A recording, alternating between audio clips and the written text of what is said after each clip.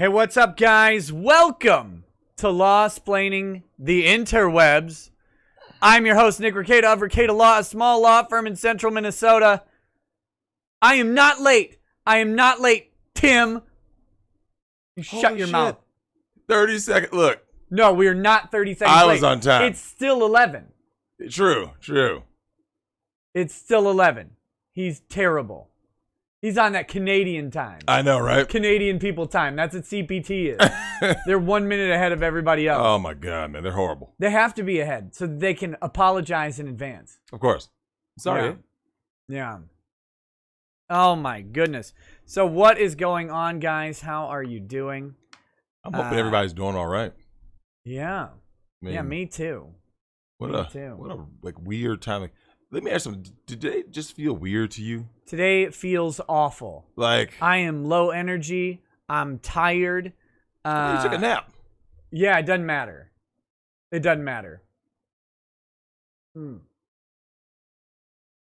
I saw you passed out. It's just ridiculous. Look, I opened my phone. That's what I did. I opened my phone and I was done. Of course. I was like, done. Out. Well, I'll tell you what's wild, man. I went to go record the 8th day of Thoughtmas tonight, right? So I get out, I go, the plan was, Nick, of course, I was like, I couldn't record down in the bunker because of the Wi-Fi issue, right? So I said, okay, I'll just go in the garage. Nick, on the latest episode of These Damn Kids. Yep. What happens? The moment you hit record. Or, well, an annoying amount of time into hitting record, right? Like 6 minutes or something stupid. Kid walks in. Oh, no, even worse. I went like this. Oh, I'm just going to go. Yeah, I got to deal with the cats. I'll just spray some cologne, and I'll just go ahead and hammer out this show, right? Yeah. Open the garage door. Hey, it's my daughter and your middle daughter playing with the fucking cats in a self-made fort. Yeah, I went out there, and I'm like, fuck is this? They have like just tunnels, cat houses. Cat houses. I just looked. I'm like, are you fucking serious? You don't say anything, Nick. You just do this. Yeah. Just the blank stare, right? Yeah. I'm just like, Nick. They haven't been out there all day, right? They haven't been out there all day. No. I never saw them go in the garage ever. Nope. It's time for me to record. They're in the garage. What happened to you this morning?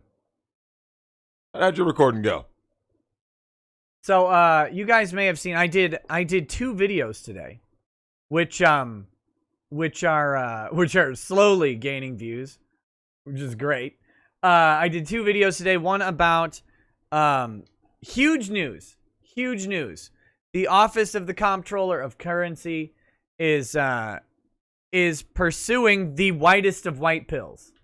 They are talking about regulating the financial industry in a way that was in the Dodd-Frank bill, but has sat as just an advisory sort of set of guidelines, and they're talking about making it a rule.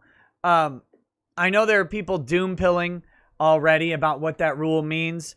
However, what that rule creates is a private cause of action if a bank treats you wrong, and 2, a federal agency you can go to if a bank treats you wrong. And yes, credit card companies, I believe, would fall under the same regulation. But basically, you should watch the video. But the long and short of what the rule is that it would make it so that if you have... Sorry, my brain just broke. Your access to credit and banking services must be based on objective reasons. So, like your creditworthiness. They can't base it on political opinion, on social acceptability. If you do a legal China business, can. Straight up social credit. Yeah. Yeah, they can. And that's what our credit card companies have been trying to do to people. It's coming. But they're talking about doing or implementing a rule that would prevent that from happening. So no social credit score from the credit card companies. I mean, whether the government will eventually impose it, that's a different matter. But for now, this rule would be huge news, and it's great. But anyway, so I'm not convinced. Well, it's the first step that can be taken. I know what you're saying. It's the only step. It's actually, I shouldn't say it's the first step. It's the last step that can be taken. I'm just not convinced. But anyway, so where we got on this story, though, is I wasn't going to record that here in my office. I was going to record that up on my couch. I was going to try something new. I had a couple technical Did you have a Mr. difficulties. Rogers sweater when you did that? What? Did you ever wear a Mr. Rogers sweater when you went to record? You should have. No. Do you own an ugly Christmas sweater? No, I own Warhammer Christmas sweaters. That's not ugly. I want you wearing something ugly. They're a little ugly. But no, so I should maybe do a review at some point of my Surface Duo and just how fucking bad the camera is. It's terrible. It's even worse. What is the megapixel? Like 1? 11. It doesn't look like 11, bro. I know. And like an iPhone 4 took better pictures than that thing. Oh yeah. It's not a good camera. It's meant to basically do like a Zoom call. It's for business. But I go to record with that thing. It's constantly refocusing. I mean, constant. And so the screen actually, distorts when it refocuses. Yep. And so I was like, well, this is trash. So I finally start getting into a good rhythm with recording. I adjusted a little bit. And then I'm just trying to record a 5-minute video. Every time I start getting through this video, one of these damn kids comes walking up. Daddy! And it's like, oh my, I haven't seen you all day. For hours, I haven't seen these kids. They've vanished. They go into like the poltergeist nether realm. Yeah, never see them. You don't even hear from them, did you? No. Did you hear from them? Nope. I didn't. Quiet. Nope. They're quiet downstairs all day until I get most of the way through a video. And then my oldest daughter comes up. Or no, I think it was the middle daughter comes up and is like, hey, Dad. And I was like,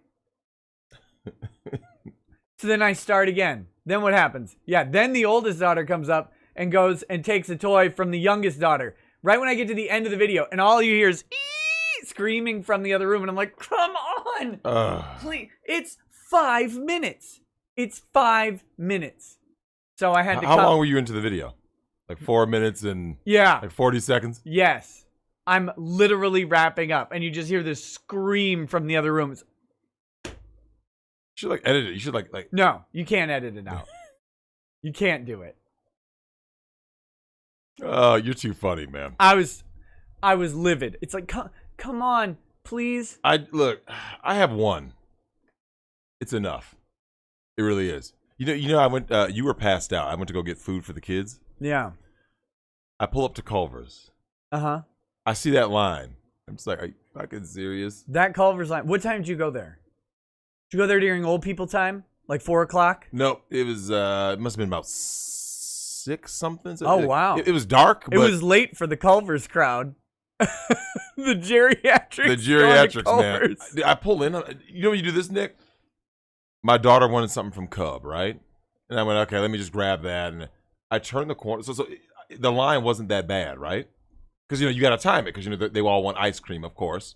Uh-huh. So you're like, okay, let me make sure I do Culver's last. So I got our food first. Yeah. Then I went to the grocery store. And I said, all right, let me just go to Culver's. In that small, and I filled up my gas tank. In a small window of time that I said, let me just go to Cub real quick. There was 6 cars there. Like okay, let me just go to Cub and come right back. Yeah. That little gap of getting 3 items from Cub. Uh-huh. Getting the gas and then come back around the corner. Yep. I'm just like, oh, fuck, man. Unreal. Hey, what's up, Nightmare 13? This is terrible. Nice name. Just terrible.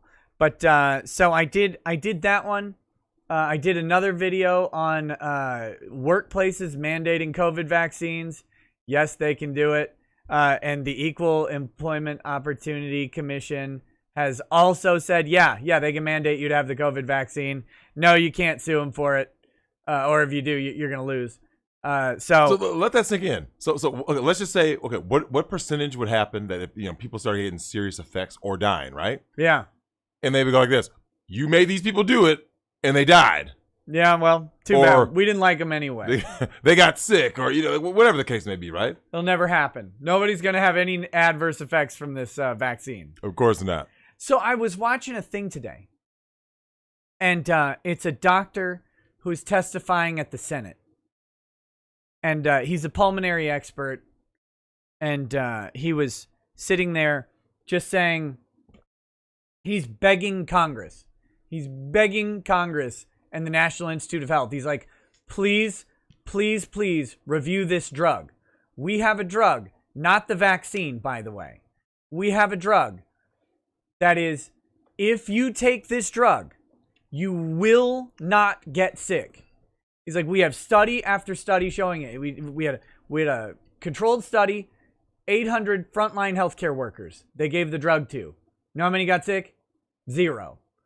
400 workers in the same situations they didn't give the drug to, 253 of them got sick.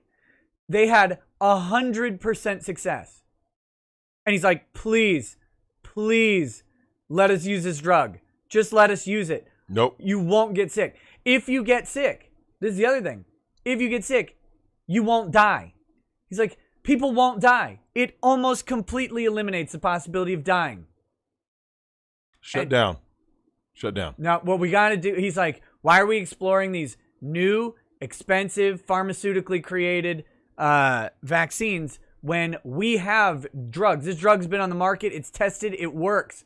It works in all these other instances that he's talking about. He's like, and people are up here saying I'm political. It's like, I'm part of a group. We're the most published medical experts in this field of anybody. Just please, just look at the data. 30 controlled studies that they've done, and all of them had the same result, that this thing's apparently a wonder drug. Someone said it, yeah, ivermectin. Oh, ivermectin, okay. Or ivermectin or whatever. It's ivermectin. and it's antiparasitic. You see this guy just like pleading with Congress, like, please stop making me watch people die. And here we are pushing some vaccine when we have drugs that work. Yeah. They're not. I mean, you have the people who we're gonna go ahead, and the powers that be that want to push to get that money. Ivermectin. Yeah. Yeah, it won the Nobel Prize for Medicine in 2015. Yep, White Rook mentioned that. Yes, that did. It's crazy, and it's crazy to think that Congress won't do anything about it. That's the stuff that burns me up, because they have it's all follow the science, follow the science, follow the science. What they say, and they only mean that on social control. That's correct. The only place you'll find government following the science is social control. Wear a mask. Keep 6 feet apart. Why don't we just tell people that, like, if they go take this drug, that they just won't get sick at all? Yep. No. Nah. Why would we do that? Of course. Anyway. When things make sense. Yeah, I sent you a couple of articles. I know we got to get the super chats. I see someone put in a big donation. Yep. After the super chats, I sent you a couple of articles I think everyone tonight would be really keen to check in with. Some choice things for us to react to. I mean, I don't know if it's going to be as good as Fluffy, because that was, I don't know, man. I still get people that tell me about that bullshit. Fluffy? They'll make some comment like Fluffy. It's like, oh, God. Okay, so Volan DeVol says, the first result is an AP article saying no evidence ivermectin is a miracle drug against COVID-19. Tell me you're joking. I'm gonna search it right now. I don't believe you. No, I don't want the wiki. Yeah, Wabo. I've been saying that. This is a pandemic, man. It was always a scam. Okay, I don't actually see that. So I think you're joking, which makes me somewhat relieved. The sad thing is I believed you automatically that you weren't. That's the problem I'm having lately, Drex. That's the problem I'm having. Did you see the shit about the Supreme Court apparently like arguing really loudly in chambers about the Texas decision? Now, it's very unlikely that happened for a whole lot of reasons. It's very unlikely. And the sourcing on it is really sketchy. Suspect, yeah. However, my problem isn't whether or not it happened. My problem is that when I read the article, I immediately went, yeah, I bet that did happen. Because my trust in the court is gone. Like, their integrity is destroyed. When did you trust the court? The Supreme Court outside of a few hiccups, I've been holding on to hope that there was like, okay, if we get, a decent makeup on the court, they'll at least see some of these major cases. Now, I know like how they've been on guns and stuff like that, but on speech issues, they've been pretty good for the past several years. That's about it. Speech issues, some religious issues, but that's about it. I look at that Supreme Court. They're 100% partisan. I think that should be the first rule for the Supreme Court.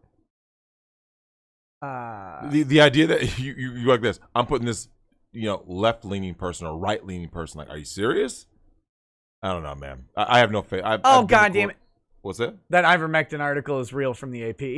Wait, what does it say? No evidence ivermectin is a miracle drug against COVID-19. No evidence. False. The AP's assessment is false. I mean, the doctor in Congress and like several leading physicians, pulmonary physicians, they disagree with AP, but AP's like, nah. Well, I mean, what you publish and the reason why you publish is different from what someone else is saying. So it is what it is. But I don't know, Nick. I don't know how you have any faith in any level of the court. Like, I've been to court and I've seen how corrupt it is. And I'm like, this is just a shit show. I have no faith in any level. Not criminal, not civil, not family, none. But the Supreme Court is vastly different from family court. Vastly different. Now, you say that. I mean, it is. You say that. I'm not just saying it. It is. But let me ask you this. Yeah. When they put Kavanaugh on the court, right? And people said, "Oh, we expect him to vote this way," right? That was kind of the thing. I would suggest anyone who expects a justice to vote a certain way on a certain issue, I mean, they can have some ideas about it, but they're projecting way more confidence than they should have. Yeah.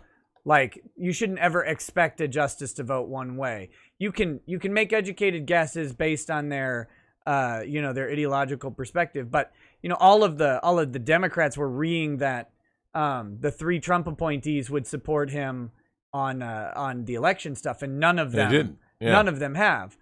And so I think there is some level of difference between, certainly, look, family court is its own thing. Family court is different than everything because there is no rule. There are no rules. Zero. Other than what the judge determines. Yep. And that's a big complaint.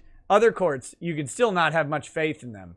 But family court is the worst thing created by man. There's nothing worse. It's worse than any hell you could ever read about or imagine. But when I look at the Supreme Court, Nick, there's nothing about the Supreme Court that makes me say, if I went up to the Supreme Court, let's say it was an issue about, whether it be free speech, just any, you're challenging any ruling of law, right? I go like this. Can I really say I'm going to get a fair shot? Because, Nick, I've been in courtrooms. I go like this. I know I'm not going to get a fair shot. Like, I walked in knowing that. Like, even criminal. Nick, even when I went in for a speeding ticket, I was like this. I already know this is going to be biased. And it was, right? Well, the cop said you did this. Can he prove it? Well, no, but that's just the way it is. Oh, I'm sorry. The cop that's not here, right? Yeah.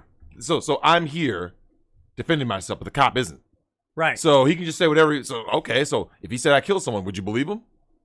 And I've talked a lot about the blue bias. Yeah. Pro cop bias in court is ridiculous. It's overwhelming. You're like, dude, are you serious? Like, well, he's got a uniform on. He can't lie. He can't lie. It's against the law for him to lie in court. Yeah. Oh. That stops him. Where's Mark Furman at? Where he at? No, he was fine. He was fine. These dudes have been planting evidence on people, lying on people, locking up the wrong people. I told you what movie I was watching when I was on my way back. And obviously, it's fictitious in the terms of, anytime you make a movie, right? Yeah. But the basic parts are very real, which is Richard Jewell. Jewell, yeah. And he got railroaded. Yeah. They found a dumb guy and they decided to they were going to take advantage. Like, talk about taking advantage of basically someone who's mentally handicapped. Well, he wasn't there.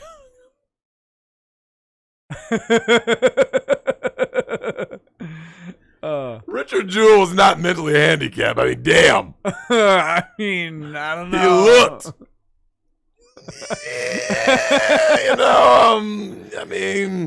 Nah, I say it mostly tongue in cheek, but you see this all the time where they take someone who's maybe below average IQ is a better way to put it.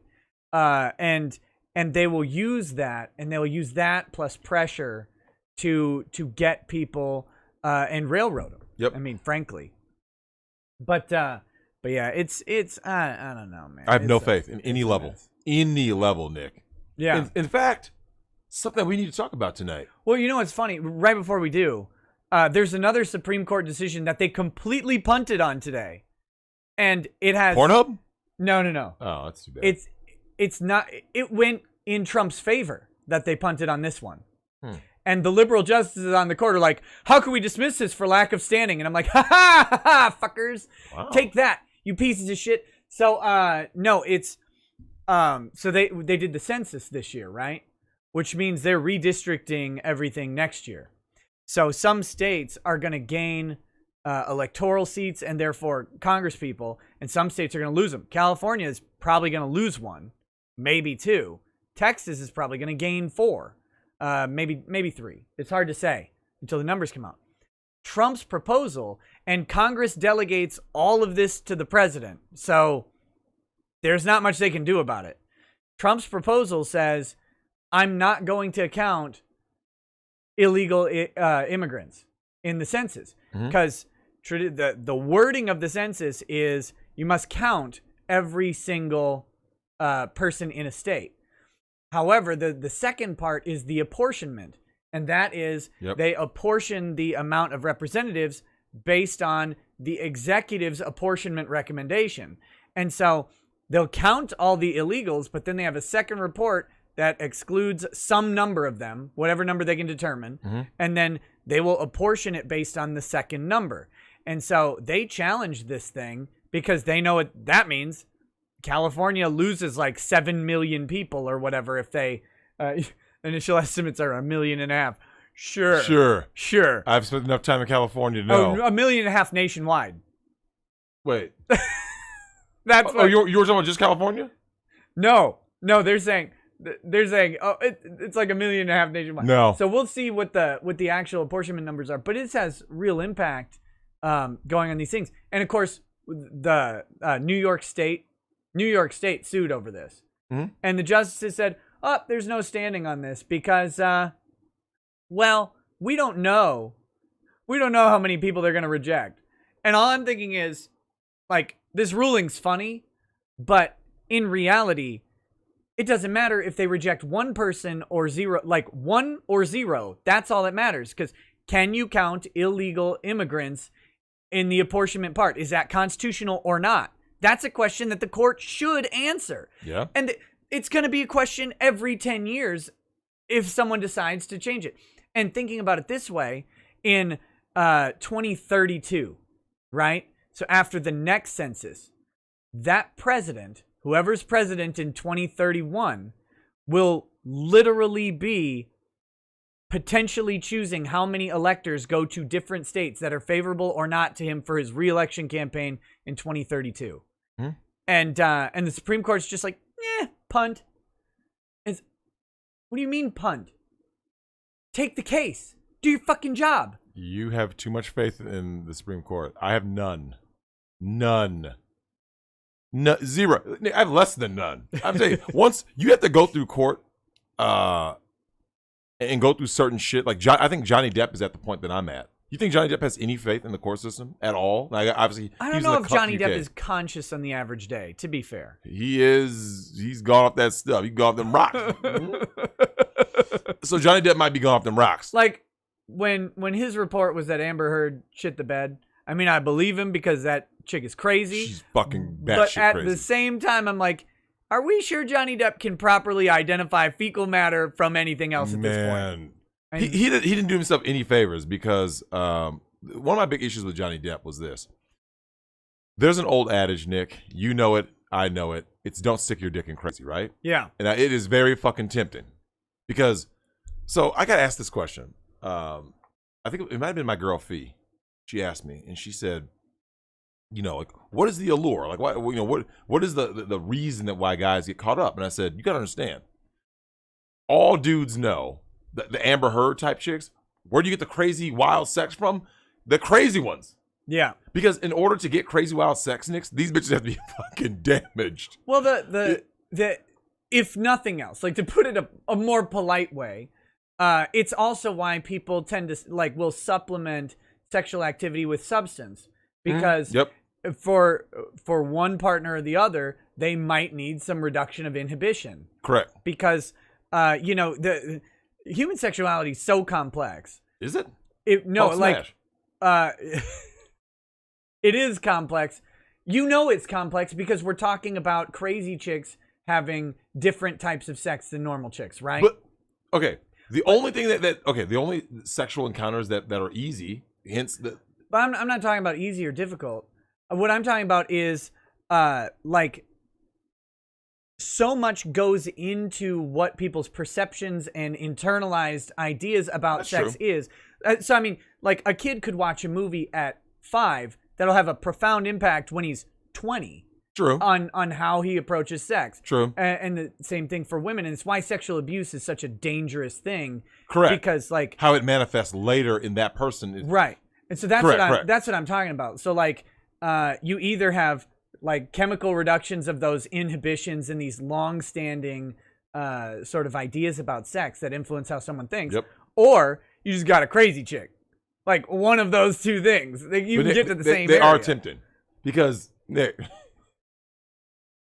I can't help it. You go like this, Nick. Fuck. Nick. They call them in ancient times, they call them the sirens, right?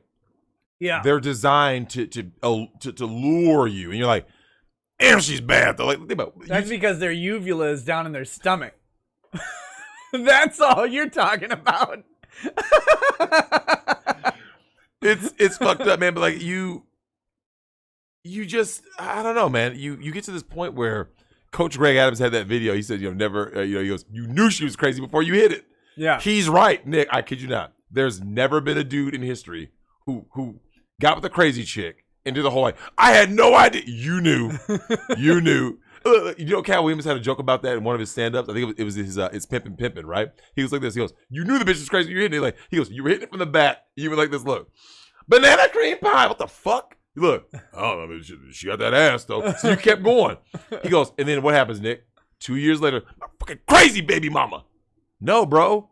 You knew she was crazy night one. You knew she was.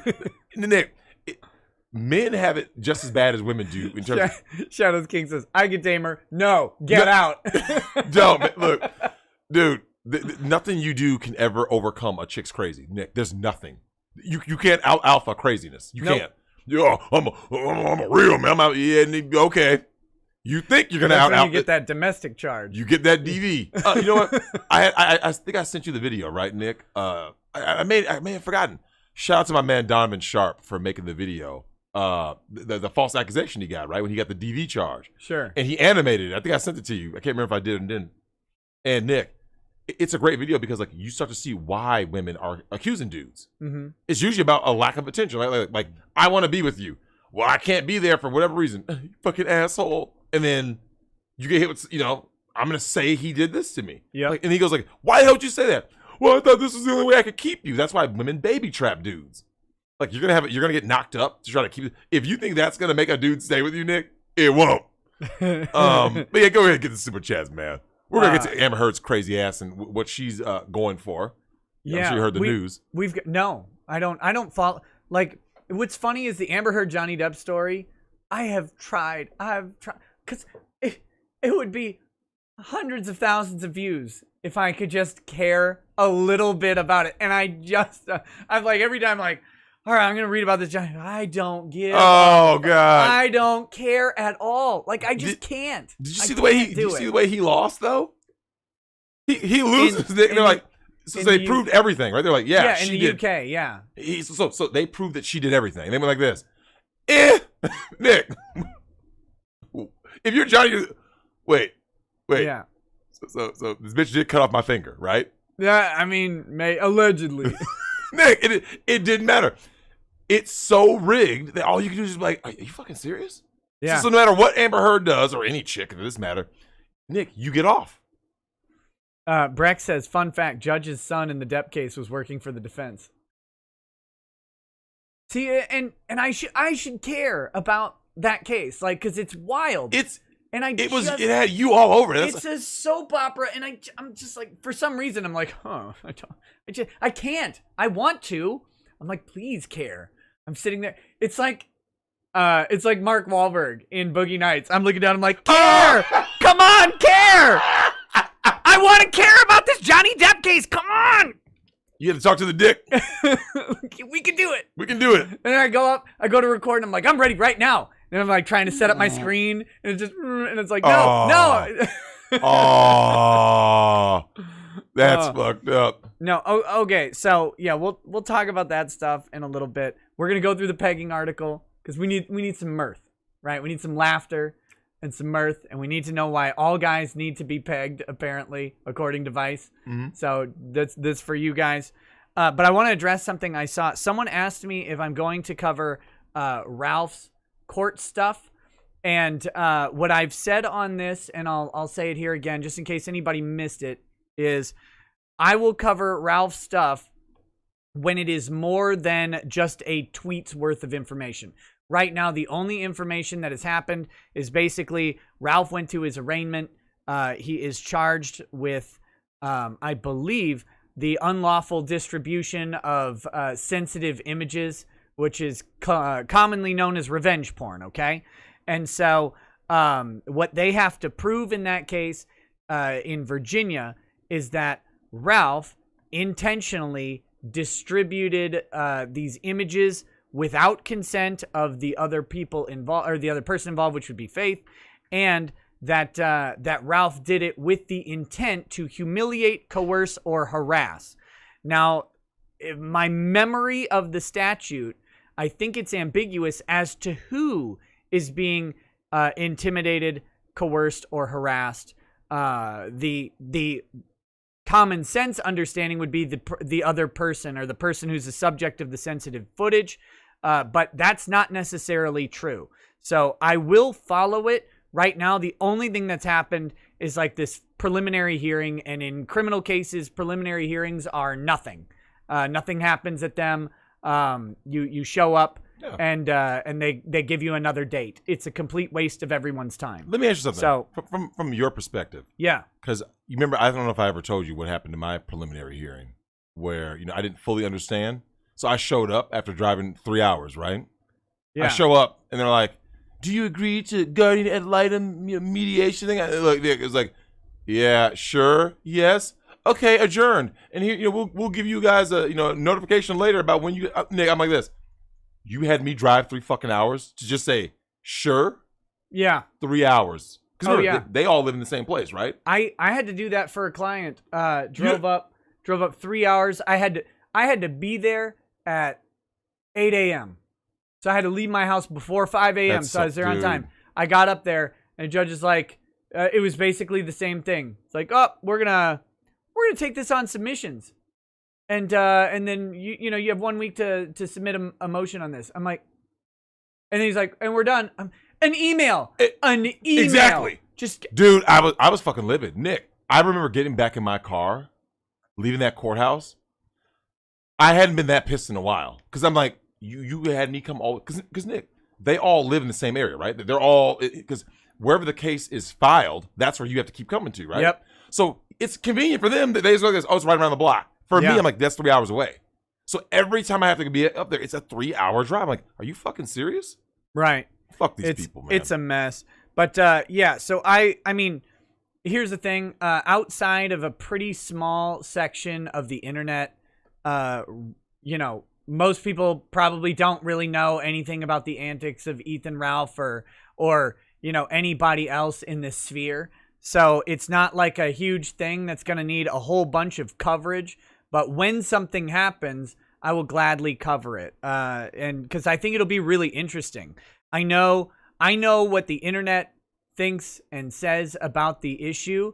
And what's really the best part of internet-based cases, especially criminal cases, is the internet can know everything about a subject. You know who doesn't know anything about the subject? The prosecutor and the court. And so you can have a whole bunch of people with really strong opinions be really, really baffled when the court's like, no, I don't know anything about that. Like, and I've seen some speculation. I guess I could talk about this for just a minute. I've seen some speculation about what's going to happen in this case, like all the things they can do to prove that Ralph distributed this and all. Like, they have to prove every one of these steps. And if Ralph has competent counsel, they will advise him to not say a damn word, because he doesn't have to prove anything. They have to prove all of that stuff. Mm-hmm. And so I've seen people suggest that for this misdemeanor crime, is a misdemeanor crime, that they will do stuff. They might do stuff like a forensic audit of his phone. That they can subpoena a whole bunch of people. Guys, this is the same as like running a stop sign. The amount of money that the court is likely to spend on this is pretty low. I mean, maybe they will. It's hard to say. I doubt it. And so it'll be interesting to watch from that perspective, to see the different sort of take that the internet has on the situation and what the court ends up with. Mm-hmm. And yeah, I'll be covering it because that'll be pretty interesting. But I'm waiting until there's something to cover. For now, he's just entered his first appearance, and it's pretty. I mean, nothing's happened. So, I mean, if they bust down his house, bust down his door, and arrest him or something, like out of the blue because they find something weird. Who did that happen to? Was that who's the guy? Boogie? Boogie got into it with somebody, and Boogie not getting prosecuted is one of the. Look, listen, guys. One of my personal friends is a prosecutor in Little Rock. Boogie lives in Fayetteville. And I was talking to him about it, and like, the fact that they did not bring charges against Boogie is mind-blowing. Yeah. Mind-blowing.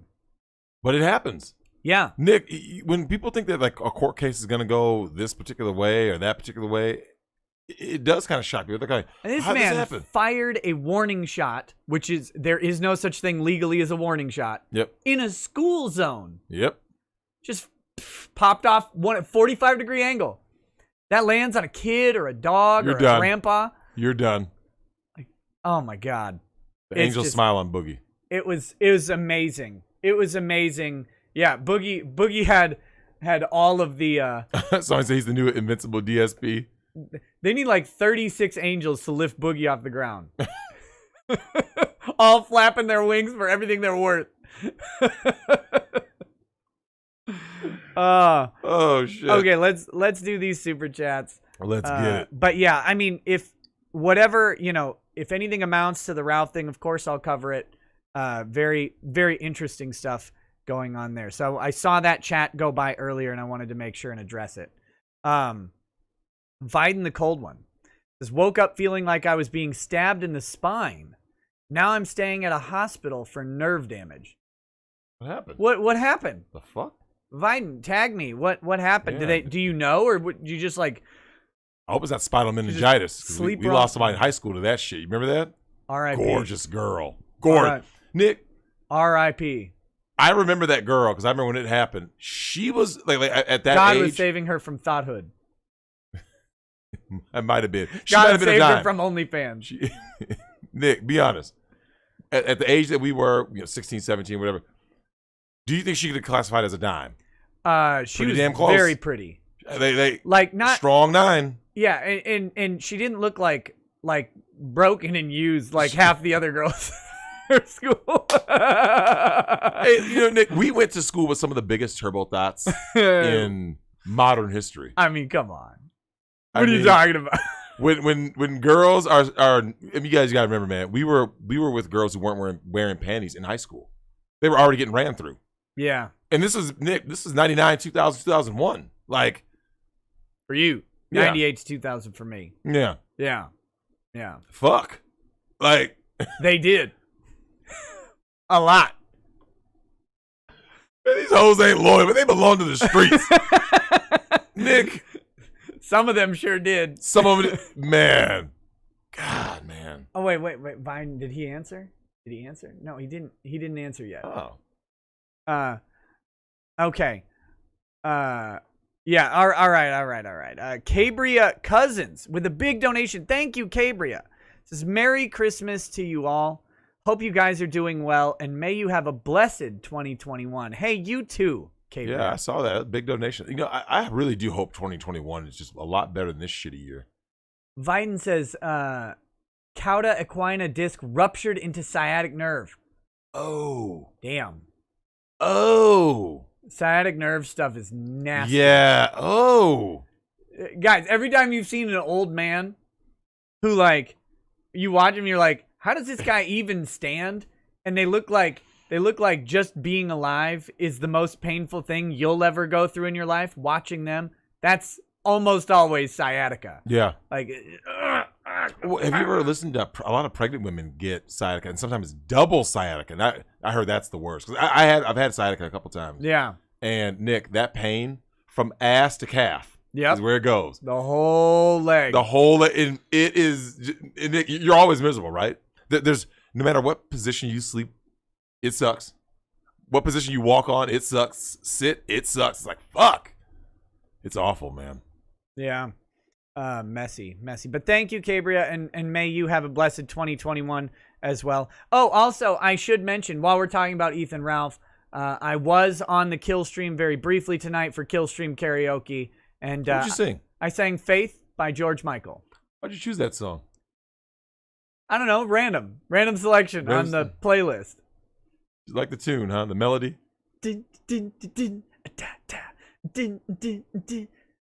Oh, I guess it would be nice. You know. I'm not gonna say anything. It was all in good fun. All with the Limp Bizkit version. So that was fun. The chat in the video has a long delay, says John Russell. Yeah, it's YouTube has a 20-second delay.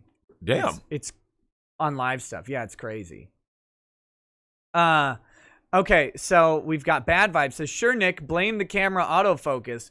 We all know your nose is always the point the camera tries to focus on, but it's too close to the camera. Like my nose is too close to the camera from a mile away. Oh my goodness. Kate 4394 says, don't buy ivermectin off the shelf and inject yourself. No, don't do that.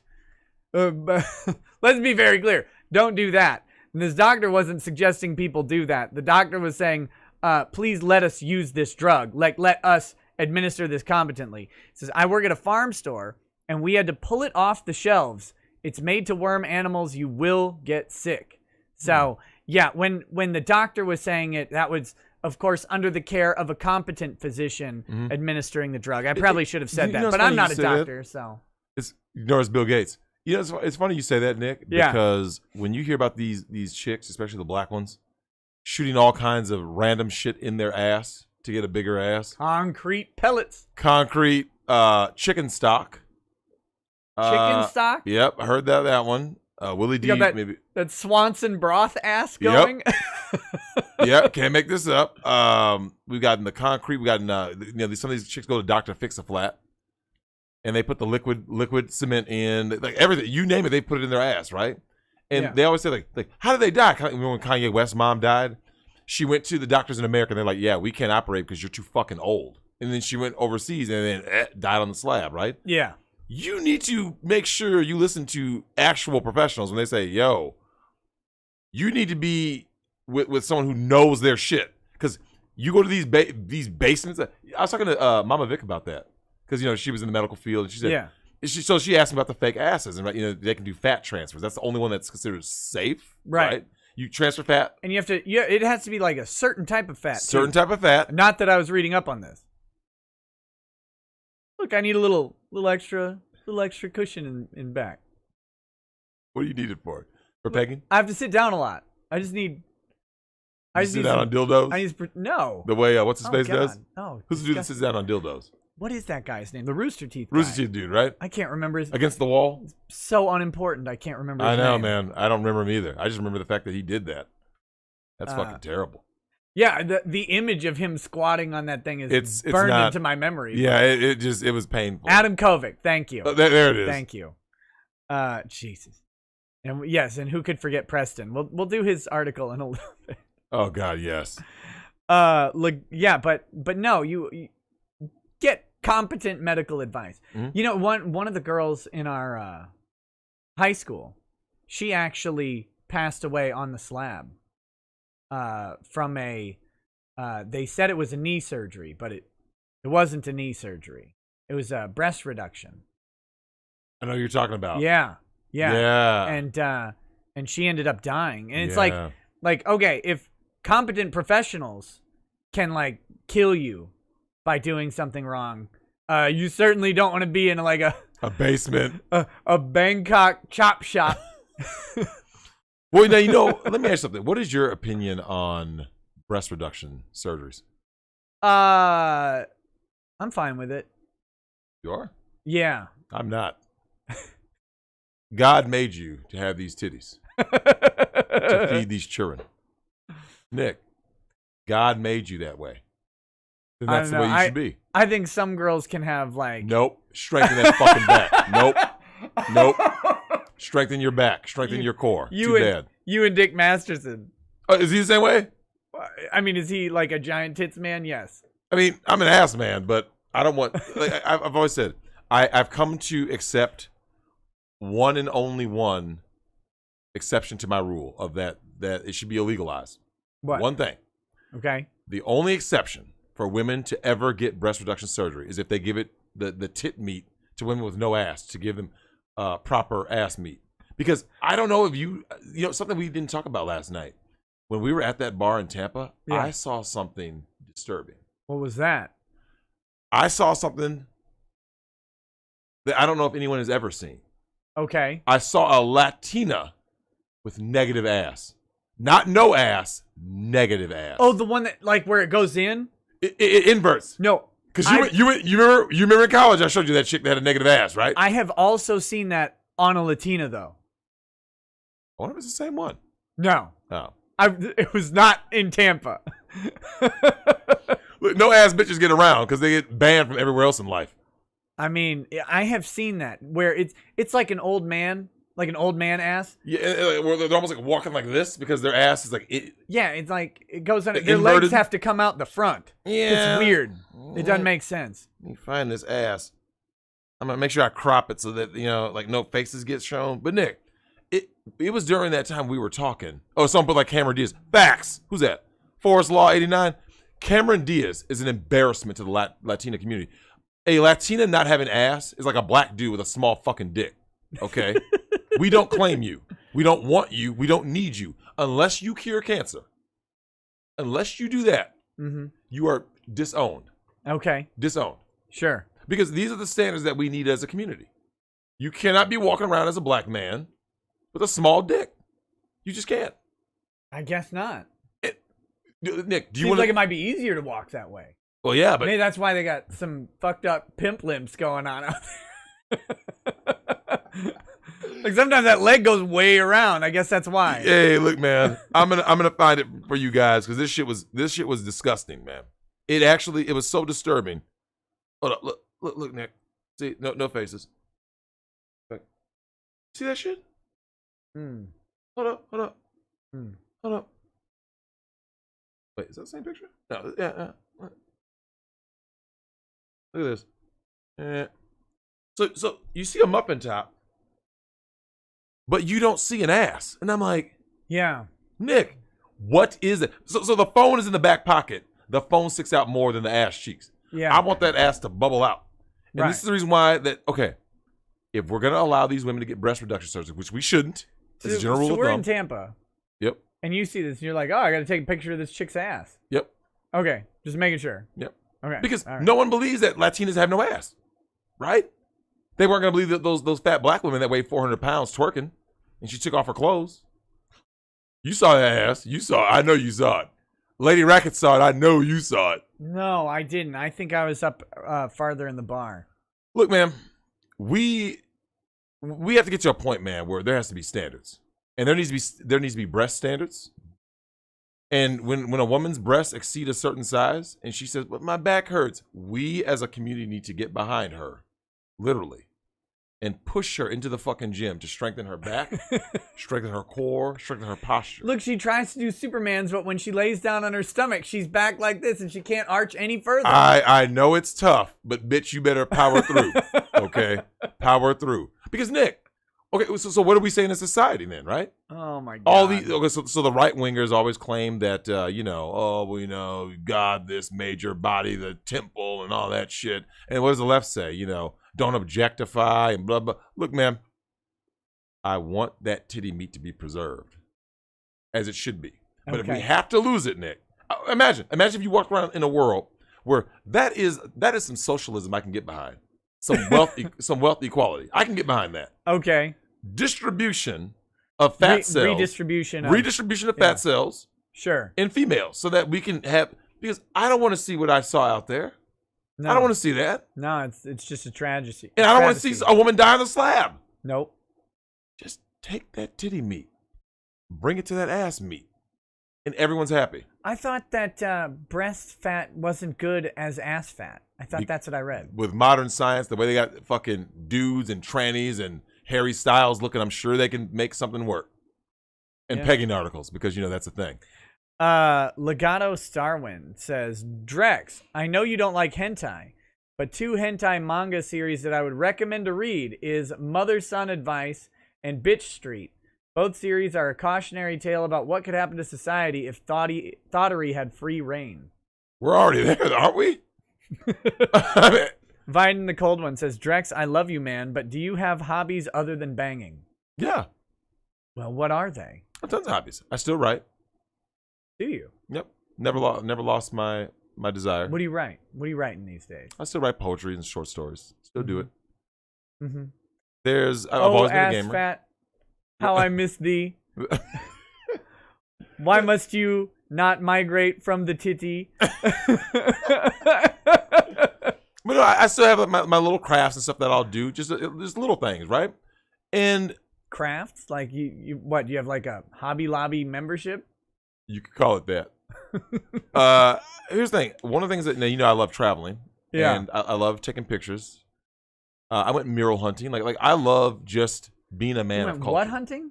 Mural hunting. Mural hunting? I was going mural hunting. Like you walk around some city with murals and you take pictures of them? Yep. Yeah, because murals tell stories, right? Like so rather than go to like a museum. I saw a mural in Tampa. It had Trayvon Martin, Breonna Taylor, George Floyd, and some other black guy who I was like, I actually feel bad that I don't know which one this was. Probably Tamir Rice. It looked older than him. Oh, okay, it's probably someone else. Michael Brown? No. What was the one that got choked out in Baltimore? Eric Garner. Eric Garner. No, that guy was too big to be this guy. It might have been that guy who was running in the Atlanta parking lot. And got that was stupid though. He had at the Wendy's. Yeah, when he grabbed the taser and tried to tase that the was cop. stupid. Like, bam, bam, bam. Now he shouldn't have used deadly force because what are you doing, right? Like, I mean, I wish he wouldn't have, but at the same time, it's like I find it hard to convict him on that. No. Yeah. But here's what I'm saying. I remember watching that case, right? Yeah. One of the things that bothered me was this. You already have the car.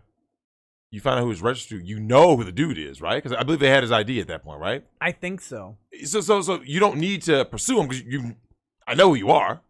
Yeah. Deadly, but it's always deadly force, and that's my problem. Like, and I told you when I get pulled over, they're Australian. They could use a boomerang. Okay. Mate. Okay, Crocodile Dundee. But my thing is this: Rayshard Brooks. Yeah, that was the guy. I don't know if that was the guy on the. Freddie Gray was Baltimore. Yeah, but he wasn't the guy who got choked out. Eric Garner was the guy. Garner got he was choked out. New Jersey. Was it New Jersey? Yeah, that's where Eric Garner was. Freddie Gray was the dude who got thrown into the back of the car, like the paddy wagon or whatever, with no handcuffs behind the back and no seatbelt, and he got a rough ride. He got bounced. Yeah. But that.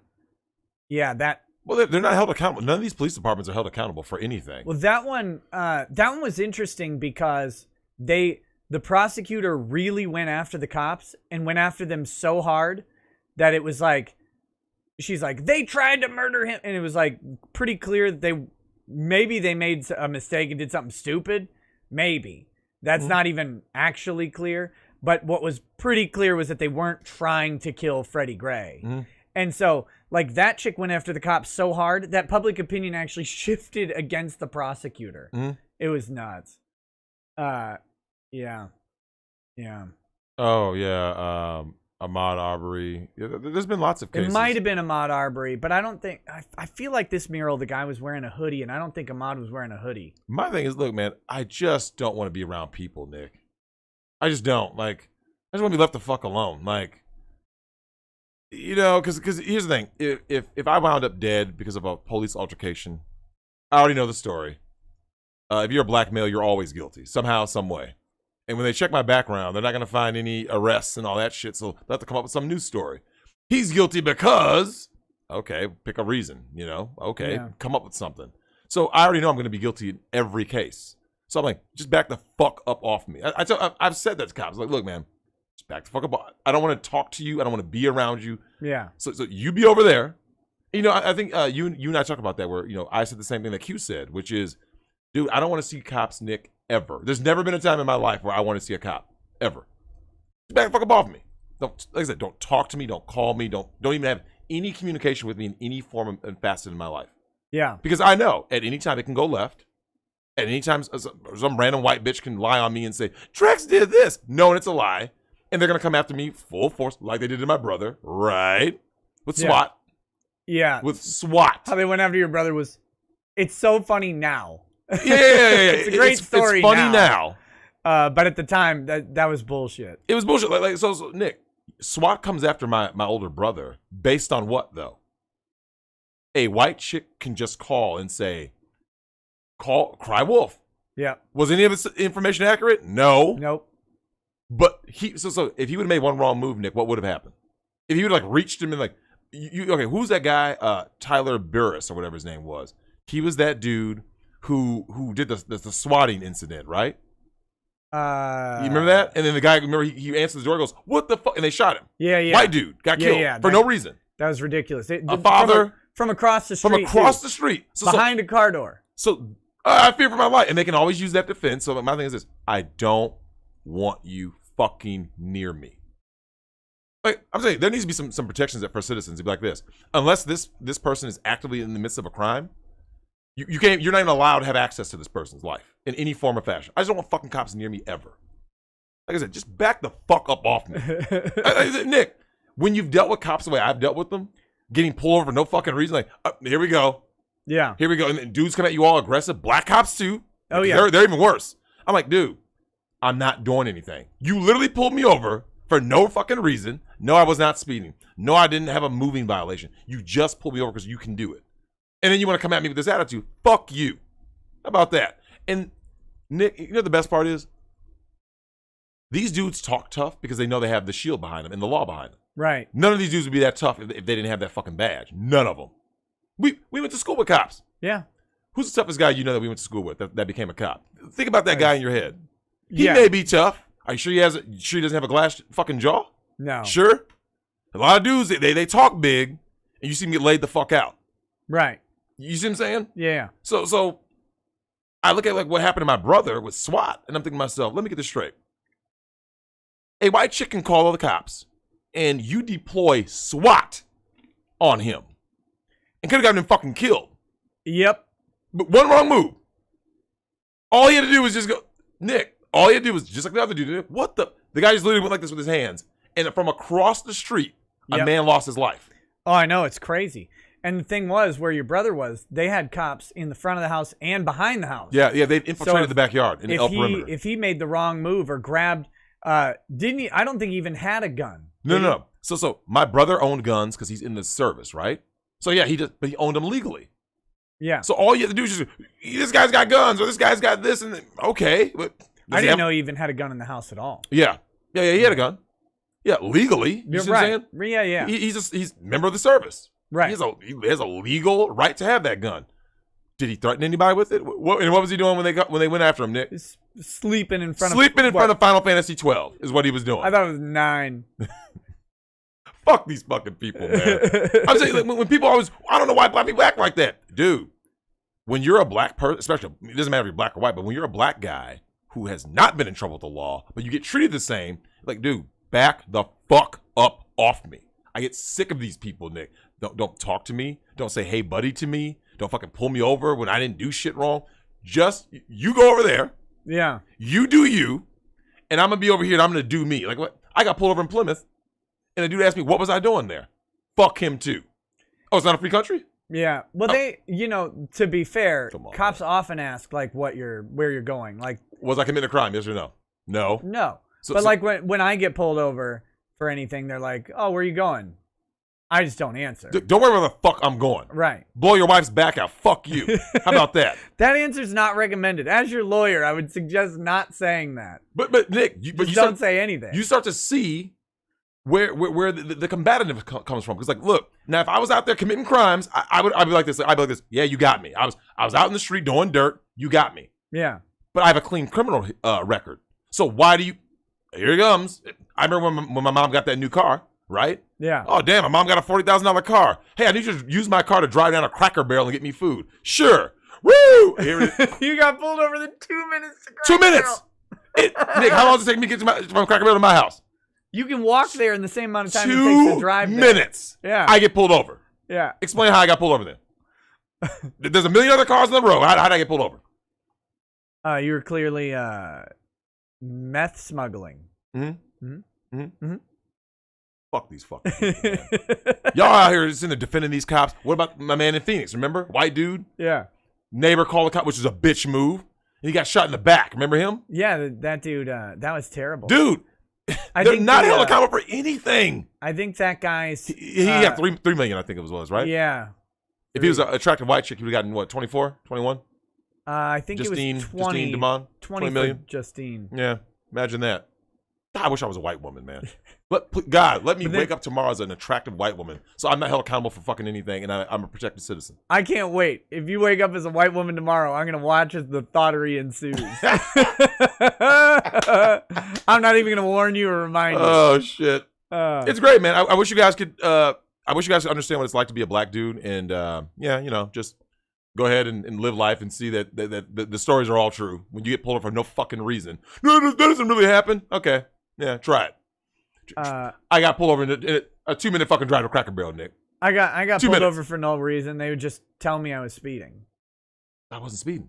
I wasn't doing either. When I get Nick, I have 2 speeding tickets in my life. Pleb tier numbers. And, get more. And you remember how I got them? Going to fucking the school, the college. The speed limit is 55, and you're in cornfields. Why would I be?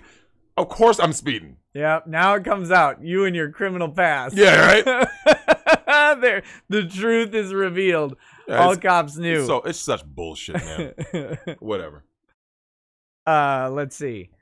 Bad Vibe says, Drex, you say that, but imagine having an organ so large you pass out every time you see something attractive. That is far less painful than what some triple G sized women deal with, just saying. Well, but the big women can always lose the weight. They won't because they're fucking lazy, but they could. Maybe.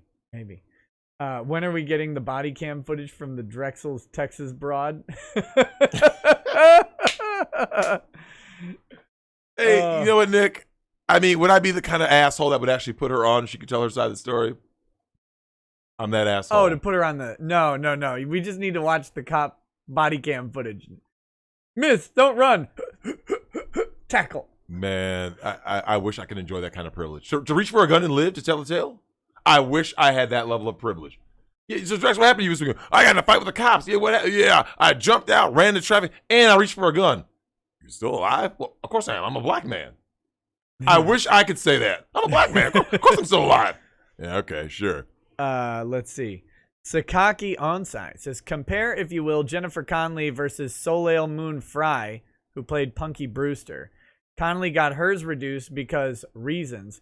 Frye got hers reduced because she was barely able to stand up. Compare before and after pics. Get stronger. Wait. The chick who played Punky Brewster? Apparently. No way. I mean, we saw her when she was like 9, so... Wait, what's her name? Soleil Moon Frye.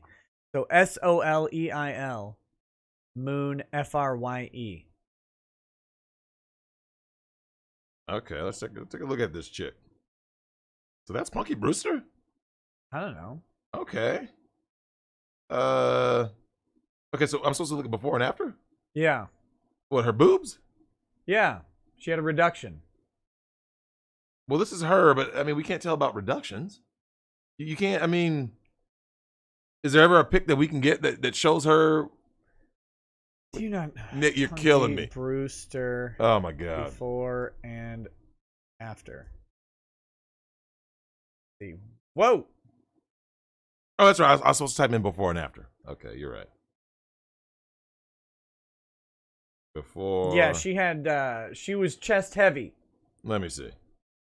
Chest heavy. Oh, I know what you're thinking, y'all. You think I'm gonna change up my beliefs, Nick? You think I'm gonna walk that shit back? You think I'm gonna walk it back? Nope. You keep that titty meat. Nick, for those of you, well, actually, yeah, these aren't risque, so I guess they can look, right? Yeah, you can show them. So, this is fucking appalling. This is what's wrong with America. This is what's wrong with the world. This is what's wrong with our women. Okay? This must stop, Nick. This breast reduction shit, it must stop. People keep talking about a new world order. What about that shit? You want to reduce up top? You must be stopped. You must be stopped. There we go. It rhymes. Now it's true. It's true. We can't allow this. Okay. We can't allow this. Robert Levito says, "Hey Nick, got my nice laptop back. It arrived, got repaired, and shipped back to me before the system ever knew it arrived. Also, my repair was free, apparently. Here's some grift to celebrate." Hey, thank you. Very cool. Sixth Floor Madness says, "Broke my super chat cherry." Oh, welcome. Look at that. Wow. To ask an important question. Nick, Lady Raggets and Drexel have switched bodies. Only way to change them back is for you to smash one of them. Who do you do? Oh, wow. Oh, gosh. Someone put no titties, no peace. Someone call them sweater cows. This is a moral crisis. Is it them? Yeah, there's certain benefits to each one. The main benefit is if it was you and her body, that you would be emotionally scarred from it for the rest of your life. I would be. And that would be the best part. Of course. So I think I'd go with that one. But you'd be fucked over mentally either way. Maybe. I could just do a bunch of drugs or something. Oh, shit. What a horrible, conundrum, though, right? That was terrible. This is the worst Freaky Friday I've ever heard of. Freaky Bi Day. That's what it is. Freaky Bi Day, the porn parody of Freaky Friday, where a guy and a chick swap bodies, and the only way to get them back is this. That's it, right there. There you go. That's the next Brazzers production that they can't accept credit card payments for. Oh, wait, Brazzers can't accept payments? They're owned by the same company that owns Pornhub. The parent company of Pornhub, whatever it's called, whatever media, their whole network got shut down. So Brazzers, Mofos. So what was the point of them changing their shit on their site then? They tried to do it before. They did that 2 days before MasterCard pulled the plug. So hoping to fix it. Okay, so now that it didn't work, now what do? They're begging to get it back. They're worshiping at the feet of MasterCard, like, we fixed all the problems. Please let us have please may I have a crumb of processing. Doesn't work. Oh, shit. Doesn't work. So they cucked and it didn't work. Wow. Yeah. So they can go to crypto, right? Well, what about PayPal? Or is that a MasterCard thing? PayPal's processing goes through MasterCard, I believe. Of course it does. Yeah. Wow. No, their only hope is the government. The government doing this thing. If they implement this thing and they actually do follow through with the regulation, those are big ifs. But if they do it, then there's, I don't see the government helping any business over MasterCard. I don't. I mean, that's what the rule change is supposed to do. And supposed to. Right. I said. Do you? I guess we'll see. There's one thing that government does like to do, and this is the one thing weighing in our favor. Government does like to regulate shit. I give you that. And if they can put it on the table to a bank. Sometimes, I mean, they did with housing stuff. Ended up bad in the long run, but they did it with housing stuff. They've done it in a couple places. They have gone after banks before. So maybe they can do it. And the best part is enough abortion clinics have been defunded by credit card companies, and enough gun manufacturers have been defunded by credit card companies that both sides of the aisle are like, wait a minute.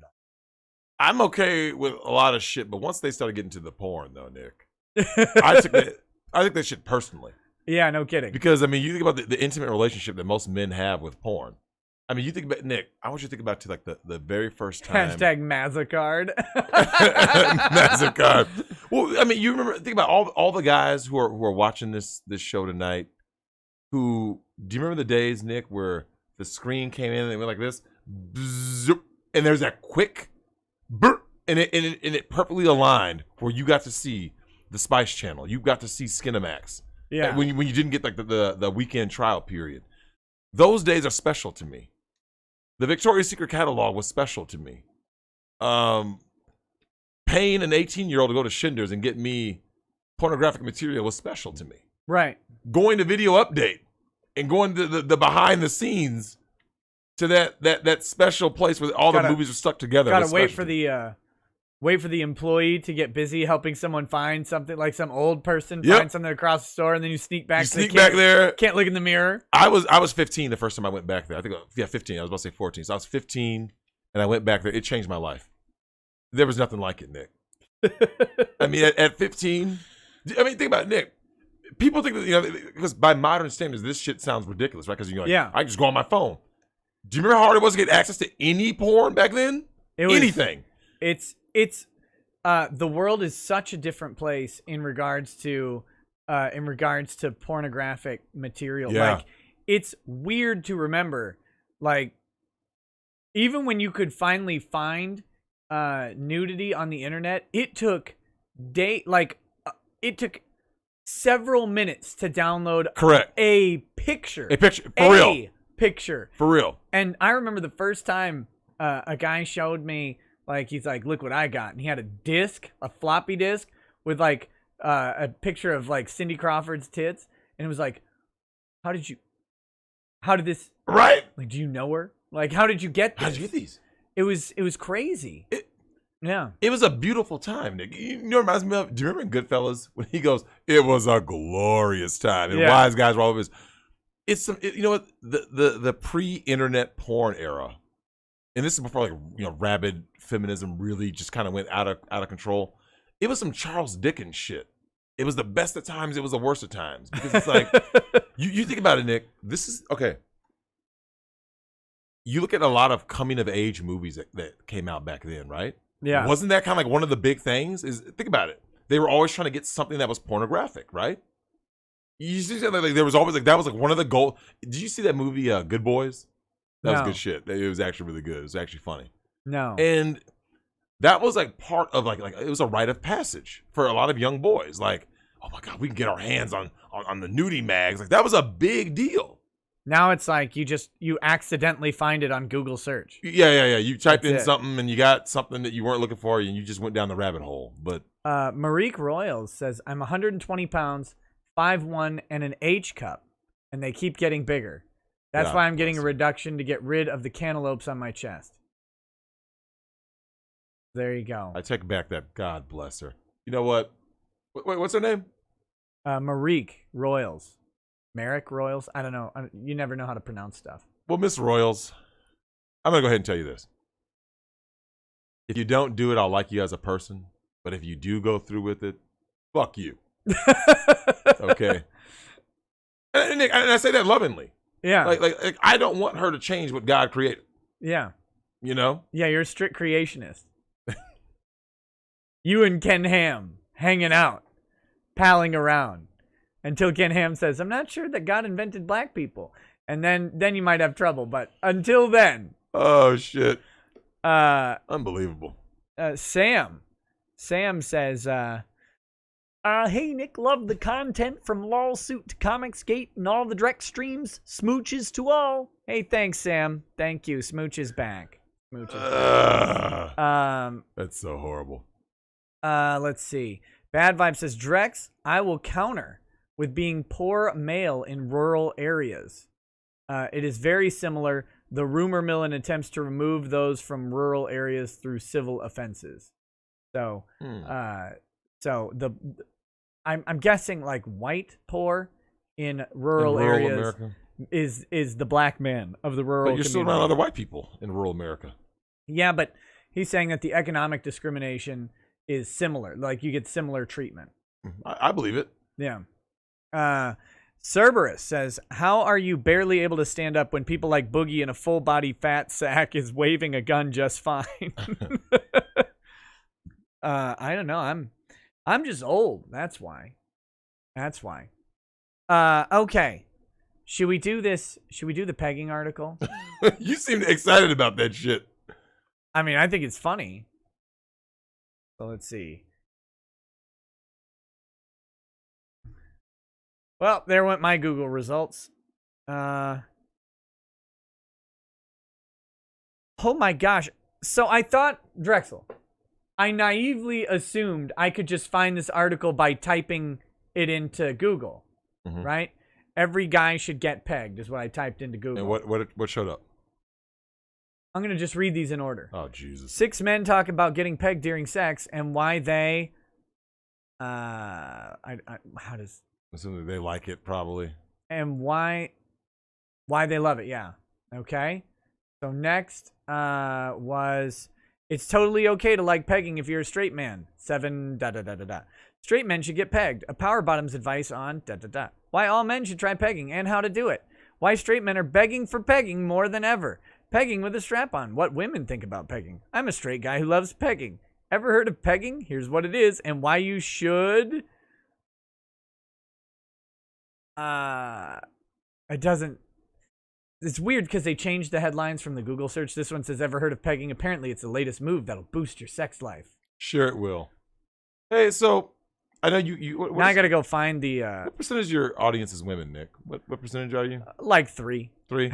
So no, it's like I think it's like 9. Okay, so for that 9% of women in the audience tonight, all you ladies, even the ones that I don't agree that should get their breasts reduced, which you shouldn't, but if you guys can just say, here we go, what you think of a man who gets pegged, just go ahead and let that be known in the chat, because I think any guy out there, Nick, who actually thinks that they should, like, I'm considering, just don't. Just don't.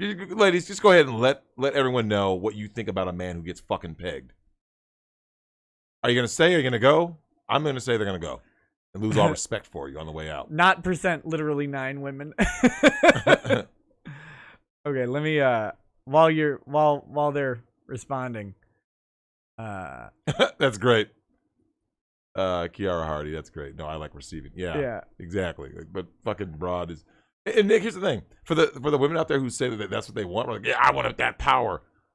Start smashing dudes and pretty. Oh my God, this is. Wait, what is the article from? Vice. Of course, it's from Vice. Yeah, look, during the pandemic, March 25th, right? Meowday says, if you're into that, don't be shy, Drexel. It's okay. 700 people need to peg that like button. That's great. Into butt stuff, but don't quite know how to ask for it. Here's what to do. Drexel, this is for you. Why you should give pegging a chance. This fucking shit. It originally appeared on Vice UK, if you can believe it. All right. The first man I ever pegged was far from a fountain of wisdom. But when he described including ass play in the bedroom as going from a PlayStation 1 to a PlayStation 4, it became my go-to for explaining why men should let me inside them. The role reversal and power that comes with plowing into a man's huge, hairy arse, as opposed to him plowing into my huge, hairy arse, is a pleasure that can't really be matched by any other. What woman has a huge, hairy arse? Gina Tonic, let's see. Yeah, we need to... We know that we're not going to find a picture of her. I'm gonna look her up. Gina Tonic? Yeah. She's gonna have nothing. There's gonna be no pictures, bros. There's a phallic picture on here which I disavow. Asking a number of women their reasons for partaking in pegging. The answer coming up trumps was the feeling of dominating their partner. For guys, the response is along the same lines. There's a release for me just giving up power and allowing my partner to take control of me, says Ben, 33. Getting on my hands and knees and being fucked senseless just feels incredible. Do you want to see what she looks like, bros? Yeah. Nick? Of course we do. Hold on, let me make sure these are all... Can you fit her all on the one phone screen? Oh. Hold up. Nick. Oh. Bro. Oh. This chick is hideous. Oh. Are you serious? I can imagine. No, your nightmare's gonna be just you, like, helpless with that thing just right behind you. Yeah. Get it. Get it. Get it. Get it. Oh, God. Outside of relationship dynamics, sex therapist and bear dating app co-founder Jillian Myhill reminded me that the most obvious reason men want to get fucked in the ass is their prostate. This is because a guy's prostate is basically the male G-spot, and having it stimulated can induce a completely different kind of orgasm that the average straight cis guy hasn't experienced before. That's it, guys. Now you know. As a straight cis guy, you've just been left out of what the gays have figured out forever. So, just so you know. Yeah, just so you know. Whatever your reason for wanting the strap, asking your girlfriend if she's DTF with pegging might seem intimidating. In this case, follow our tips below. Now notice we've got this other article. You see this article right here, Drex? The men who love getting their balls absolutely destroyed. Oh my... Jesus. How is that a thing?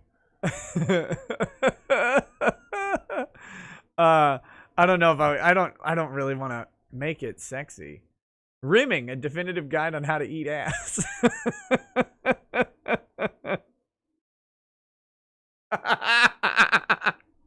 She should have called it grocery shopping. I can't keep going through this article. I will not promote how to get into pegging. I'm not going to do it. But are you okay with how to get the groceries? Look. Go eat the groceries? Yeah. Only if it's peaches. What about getting those balls busted? Squished. Squish. Punched. Kicked. Hit with a hammer. Yep. Whatever, a baseball bat. What? You know what? Look. Have you ever seen the baseball bat? Oh, it's nasty. Well, I had a chick say to me once, I said something. I can't remember if it was pegging or something. And I was like, fuck that. She's like, don't kink shame. Fuck you. Because if a dude walked up and was like this, well, my kink is something horrible that he would harm her, right? What would she say, Nick? Yeah, no. Oh, that's misogynistic, is it? Exactly. So what I like stabbing. Yeah. I like stabbing. That's how I get down. So,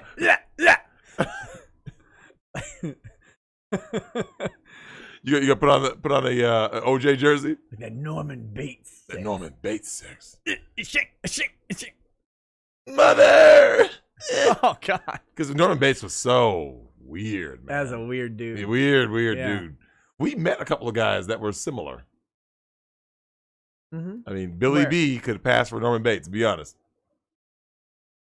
Wait. Yeah, I mean, I guess. Yeah. Okay, yeah. If you heard something horrible and they said it was him, you wouldn't be surprised, right? Oh, yeah. You'd be like, oh, well. Or my man PG, who worked at the mall. Gold. Oh, yeah. Yeah. It's like 5 women found skin today. It's like, oh, it's that guy. Okay. Would you have been shocked? Honestly? No. So any story that they tell of PG, you would have believed it, right? Yeah, 100%. If someone said he's a serial killer, you believe it. Yep. If someone said he started a tech company, you believe it. Yeah. You're like, well, sure, I guess, because he was weird. And that guy was like 40. I know. Hanging out at the mall with, like, teenagers. Yeah, exactly why I believe he would skin someone alive. You know what? Hold on. Be honest. Do you think there's a mall anywhere in the United States that had better characters than our mall? It'd be hard to find. I don't think it's possible, Nick. Because I'm always degenerate. Well, do you know how I know this? Every time people from that era talk about like us, all the things that were going on at the mall and the people, no one believes them. I told my man Phoenix, he's watching tonight, by the way. I told Phoenix, he said that when he recounts stories, he says like this. He goes, no, these guys don't exist. Nope, no, it can't happen. Yeah. He doesn't believe the stories exist. He doesn't believe we exist. So when we tell him, he's like, no, there's no way. Our mall was pure degeneracy. So you... You know, you guys may not know this, man, but back when, I'm telling you, it was the Charles Dickens era. That was the 90s. It was like the end. So for those of you guys who may not remember, man, the 90s was the last era where people, I mean, obviously, you met Lady Rackets in the early 2000s, but kind of think about it, Nick. Before the internet, people met face to face. You met at a mall was a place that you met people. Yeah. I mean, how many people, think about it, Nick, friendships were made at malls. Look, Chet met lots of Asian chicks at the mall. God. Dude. That dude, Nick. I can't figure out why all the women were always hanging around Chet. Like, I cannot. Yeah, Coke. Is that what it was? My brother said he went to a party, and the dude went, "Here, bitches, enjoy," and threw down a bag of Coke and just left. And he was like, all of it, every concern I ever had has been dispelled. Everything makes logical sense. When you got cocaine, Coke. Look, man, when you got that nose candy for these bitches, when you got that brain candy, they're good. They want to go down and slalom down the snow hill, man. How do you win a fight with like 3 dudes with 1 tornado kick? Yeah, he actually, so you guys got to understand, man. This is one of these mall cronies that no one believes. This dude did a hurricane kick Street Fighter style in the middle of a fight. Like, he would do moves. You remember that, Nick? We'd be playing games like Killer Instinct or something, right? Yeah. He would say, man, next time I get a fight, I'm going to try this shit. And he would. Yeah. So if he saw Paul Phoenix Death Fist in Tekken, he would try that in his next fight. Like, dude, you know that, like, I mean, that's dangerous. Yeah. But, like, if you fail, you're going to get thrown through that NFL blitz machine. Man, we had some people, man, and man, Nick, but I miss those times. Like, there was you just think about the level of characters that we had back then, and you know what, Nick, and it was always fun. Yeah. There was no like SJWs, like no, you know what, and that was the age, Nick, where politics never came up. No, never, right? Because that was pre-Bush. That's right. Really what it was, and right. like, Bush v. Gore did something to the country. Yep. And then Bush Kerry started to get a little bit ugly, and then Obama came in, and things got downright nasty. With people just, I think during the Obama administration was when people truly dug their heels in, right? Yeah. Because like you said, Bush Gore, Nick, I didn't think it was that divided. When people contended with both sides about the what Bush and Cheney may or may not have done with those ballots in Florida, it never was to a point where it's like where it's at now, Nick. So when you heard Biden make that speech with Kamala Harris, we're going to bring the nation together and we're healing. People were like, I don't listen to Biden speak because look, I don't have time. I don't have time to listen to that man ramble through a speech. He's horrible. But Nick, my thing is this though. As he starts making these statements, I was like, I don't know if this dude knows. It's more divided. This is the most divided I can ever remember this country ever. It's really uncomfortable. Like because there isn't much middle ground. Like I said, I'm the kind of dude who's like this. Listen, man, there's you have controlled opposition. You got certain guys out here who are doing everything. Someone said Obama started the SJW infestation. A lot of the wokeness came with Obama's administration. Like, so I listened to a really interesting thing about Obama and his presidency. It had nothing to do with him or his presidency, really, but basically what it was an argument that about how this chat, stick with me on this because the way this sounds at the beginning, you're gonna like start screaming at me, but just hear through the full explanation. There's an argument about how white people use the election of Obama as an excuse to be more racist. Now, the interesting thing, though, was this wasn't a criticism of the right. That's what I'm saying. Hold on, like, before you do that. It was an excuse for white liberals to do this. And there's a social justice name for this phenomenon, and it's where, like, you give a little bit of permission to something, and then you basically have a punching bag. It's like, well, the black man was president, so now this. But again, they weren't criticizing the right. This was a leftist criticizing liberals and saying, well, we elected Obama, like we actually did it. Now they became more and more racist, and white liberals use that to retreat into these weird sort of communities. And I think what is happening is that they're like, as they've done that, they use this little bit of virtue and they've signaled it out. But at the same time, like, you don't see rich white neighborhoods having like reverse gentrification or anything like that. You don't see them living out this sort of practice. They're just preaching it out on Twitter and on Vice and stuff like that. And I think that had a lot to do with it. Because I'm glad you brought that up. Because Nick, let's think about this for a second. Okay, the things I was complaining about earlier about, you know, being stopped by cops throughout my life and all that kind of stuff, right? Some of the interactions I've had. Yeah.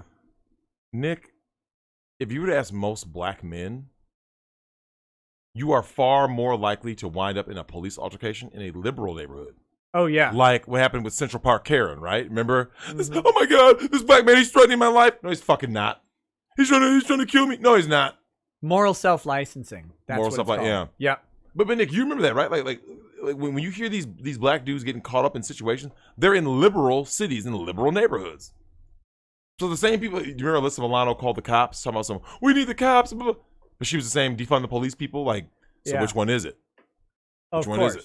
Of course. Like, it's the white liberal, especially female, the Karens, who are calling the cops on you the most.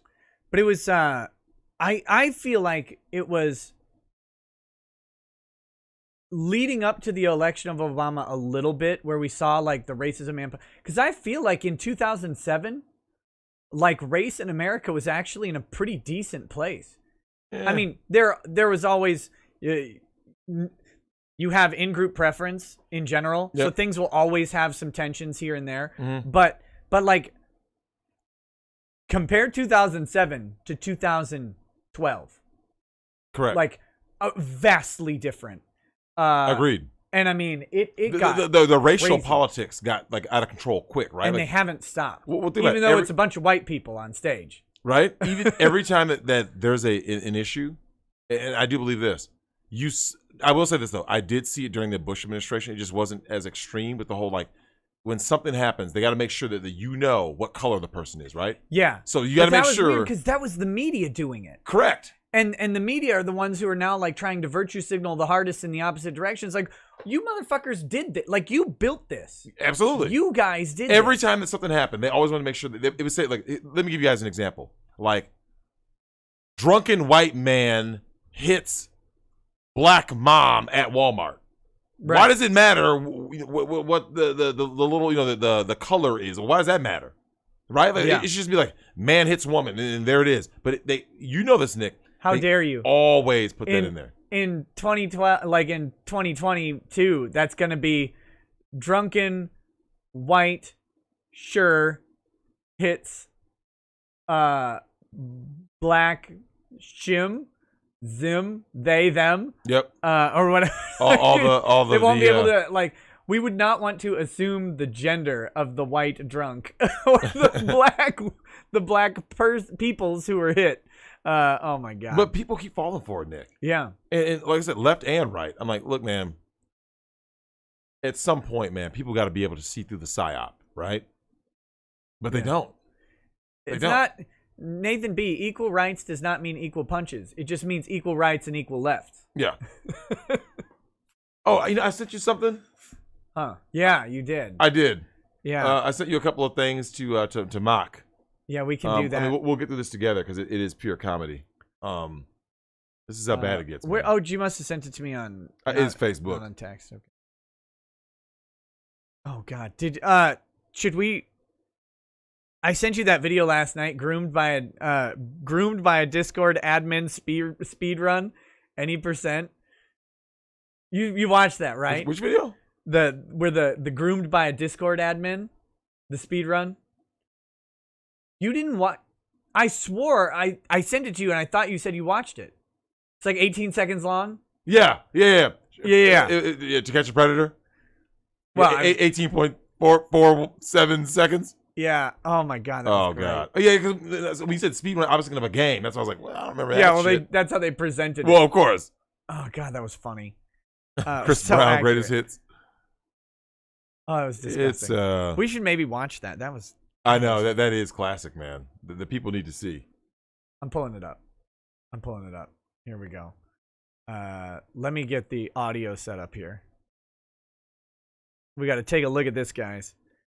This is probably his copyrighted music. It's gonna ruin everything, but that's okay.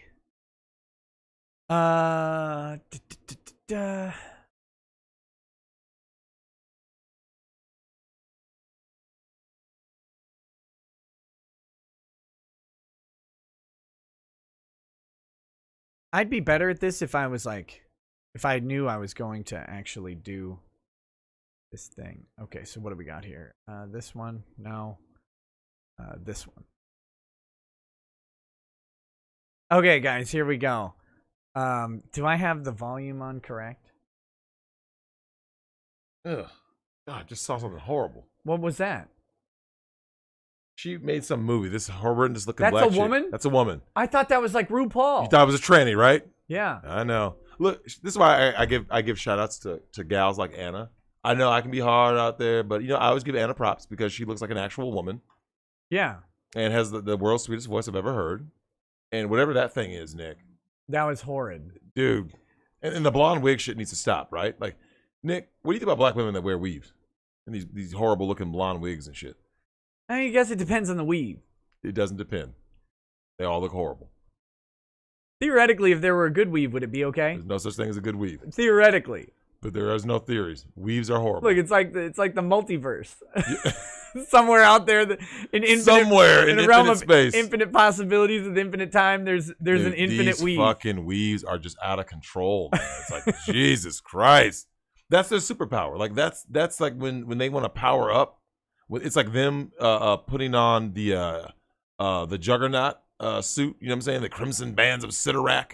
When Juggernaut powers up, when Hulk has to power up, like that's black women's thing. That's their power up. That's their Senzu bean. Is that fucking weave?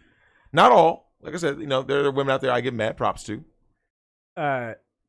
Jay Iodine says 45-year-old handsome white straight Republican he/him male hits 30-year-old black female to male trans he/him male gay father to 5 innocent Democrat. That's how it would be. There's the headline. Man, it's getting so bad. They, them, pronouns, all that bullshit. All right, guys. Angry Baneling is right. It is time during the show to grift likes. I do have to grift likes. Please like the stream. You guys have been amazing liking the streams lately. It really does help. It's really encouraging, especially when YouTube is actively messing with the distribution of content and with the number of live stream viewers. It's beautiful that YouTube is actively preventing content from being made. So if you like content that you see on YouTube, please remember to click that stupid thumbs up button and please share it when you like it. I'm not going to ask you to share live streams as much because that's kind of weird. Like people, I always, I need you. I'll be here with you in the studio. Yeah. But I'm never actually like on the phone watching the stream, just hitting the like button. Yeah. So I'm racist. It's horrible. I should be on my other channel hitting like. Yeah, like simp for self. But yeah, if you guys do hit like on this stuff, that's great. But more importantly, again, hit like on other people's stuff as well that you like, because if there's content out there that you like, tell the YouTube algorithm that you enjoy it, and it may actually share it to similar viewers. Do you know what?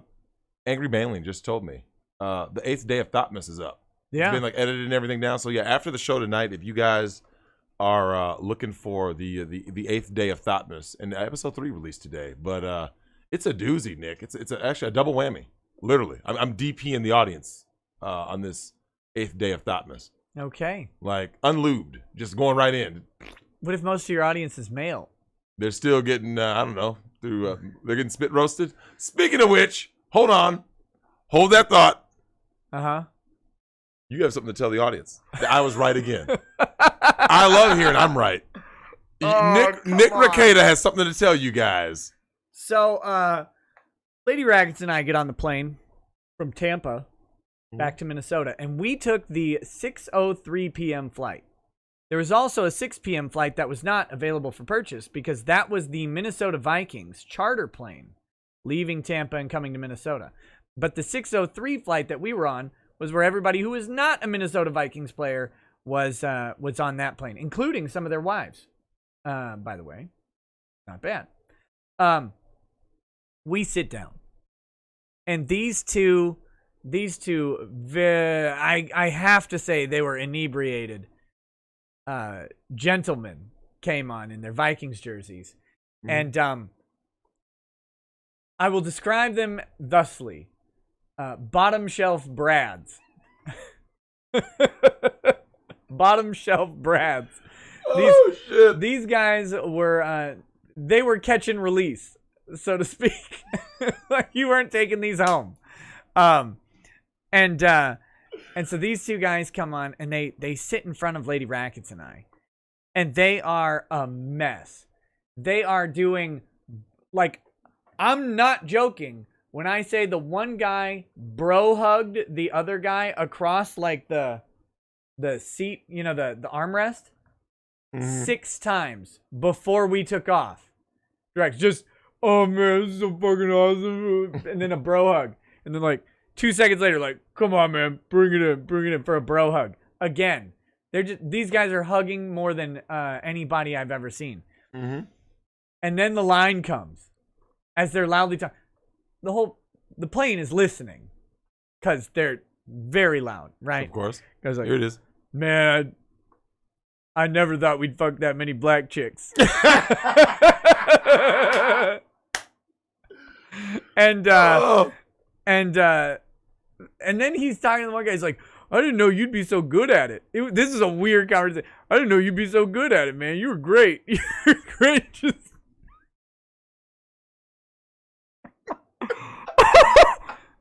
And then the other guy's like, yeah, man, we should have banged that one chick together. We would have spit roasted her. It would have been perfect. It was disgusting.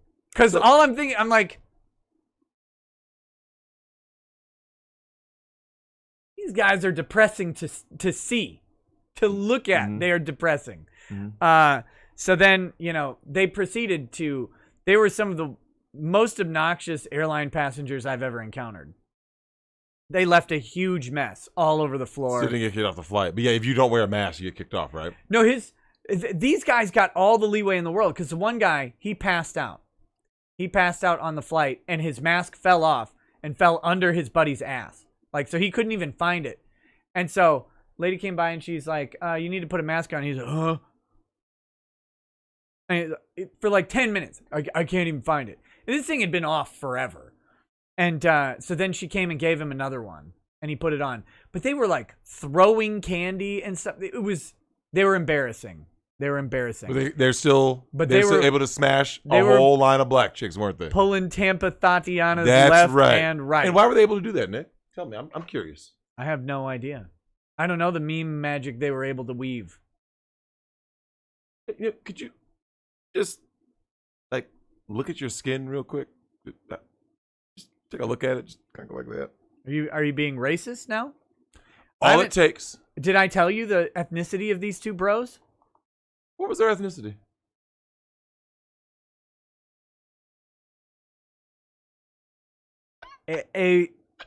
Asian white. What? You knew they were white from the 17,000 bro hugs that happened. Of course, because only white guys do that, man. Yeah. Man, bring it in. Bring it in. Look, man, I love white dudes, man. And one of the things that I tell all white guys, I go, look, you can't be a white incel. There's too many black women on earth to be a white incel. Black women, I tell you. Just go to Ybor City. Just go to Ybor City. Look, just go anywhere where there's black people. And just like this. Let me find the hottest black chick. I know what you're thinking, but Drex, I'm a bottom shelf Brad. What were these guys, Nick? Whew. They weren't Brad Pitt, were they? Not well shaped, not particularly young, certainly not articulate. These guys were not romancing them with poetry. Nope. Or anything like that. They were just literally two drunk sloppy looking dudes. But that's it. But Nick, you find the most important part? They're white. All you need to do in life to smash black chicks is just be white. I know what you're thinking. But I don't even have an education, Drex. You'll still smash. I just got a halfway house, Drex. You'll still smash. I'm on fucking drugs, Drex. You'll still smash. It doesn't matter. You know, the Dick Show has the Virgin Contest. What's the Virgin Contest? It's where they've been trying to get a couple virgins laid, and it was a race. And it has to only be dudes, right? Yeah. The woman would win that one real quick. Real quick. Hey, just saying. Like, just go outside. just go anywhere. Just go anywhere. No. I think there's one guy left in it, because I think the others have had success. All you have to do is just go where black people are and go find the most attractive black woman that you won't be ashamed of fucking. And then be like, well, look, find the bottom levels of your dignity and go up 0.1%, and you're fine. That's all it's you true, need. man. I tell you guys, I'm telling you facts. I give you guys nothing but facts. I tell you no lies. If you are a white male and you're like, but Drex, I mean, I can't get lucky. I can't get laid. Yeah, you can. You can do one of two things. Pay for it with a professional. Yeah. It's $2.12 US money, €2 just to smash Greek bitches in Greece right now in Athens. €2. That is the saddest thing I've ever heard. It's the greatest thing I've ever heard. I love hearing the price of pussy fucking plummet because they're so hashtag strong and independent. They're so stunning and brave, but they're slinging their vag for fucking €2. That's not Greek accent. That wasn't a Greek accent. No, I'm just making up a random voice. Yeah. So the beauty of all this, Nick, is that as you watch this unfold, you had a thought float through your head. What was that thought? It was Drex has never talked about this ever. That's what it was. I love being right. I love that we were in Tampa, and and there was a white chick. Yes, a white chick is white. Do you know who actually defends black women the most? Black simps and white women. Oh yeah, like they had the virtue stick. Like, no, black women are. And then I'm like this, and that's what I told you guys last time. I'm like this, Nick. And right there were 3 black queens that were combined 4 metric tons, sitting there twerking. I went, there you go, right? I took a video in my hotel. We 3 queens. We 3 queens. I don't understand how there is a white man on earth who says I'm an incel. I can't get sex. You're white. Just get white. Okay, black women worship white man is above God. The white man is above God to black women. The white man is above God to a lot of Asian women. Latinas are 50-50. So you never know what, maybe not. Arab women, you can usually find a lot of Arab women that are gonna go ahead and go to Zaddy. I would say Indian women. If you are bottom shelf Brad, you can smash an Indian chick tonight. What if you can't find one? Oh, they're everywhere. There's like 2 billion of them. Oh my god! Like these Chinese bitches. All right. Here we go. Right, I've got this video here. And so we'll play this. This is groomed by a Discord admin. Speed run any percent. We're gonna talk about this and get some thoughts on it. Okay, here we go, guys.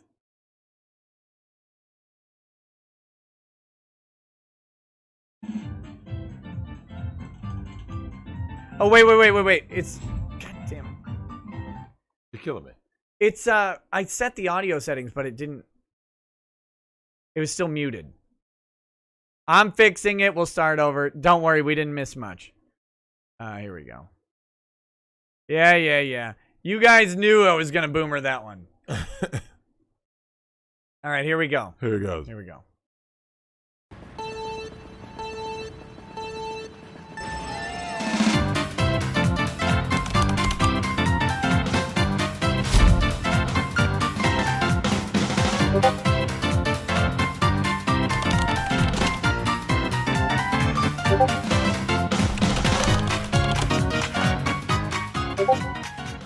Victory.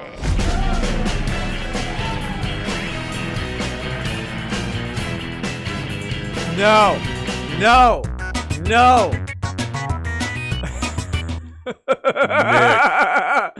The absolute state of discord. That's what's coming out to. Absolute state of discord. Yeah. I think all of these dudes are looking for the cuties audition tapes, right?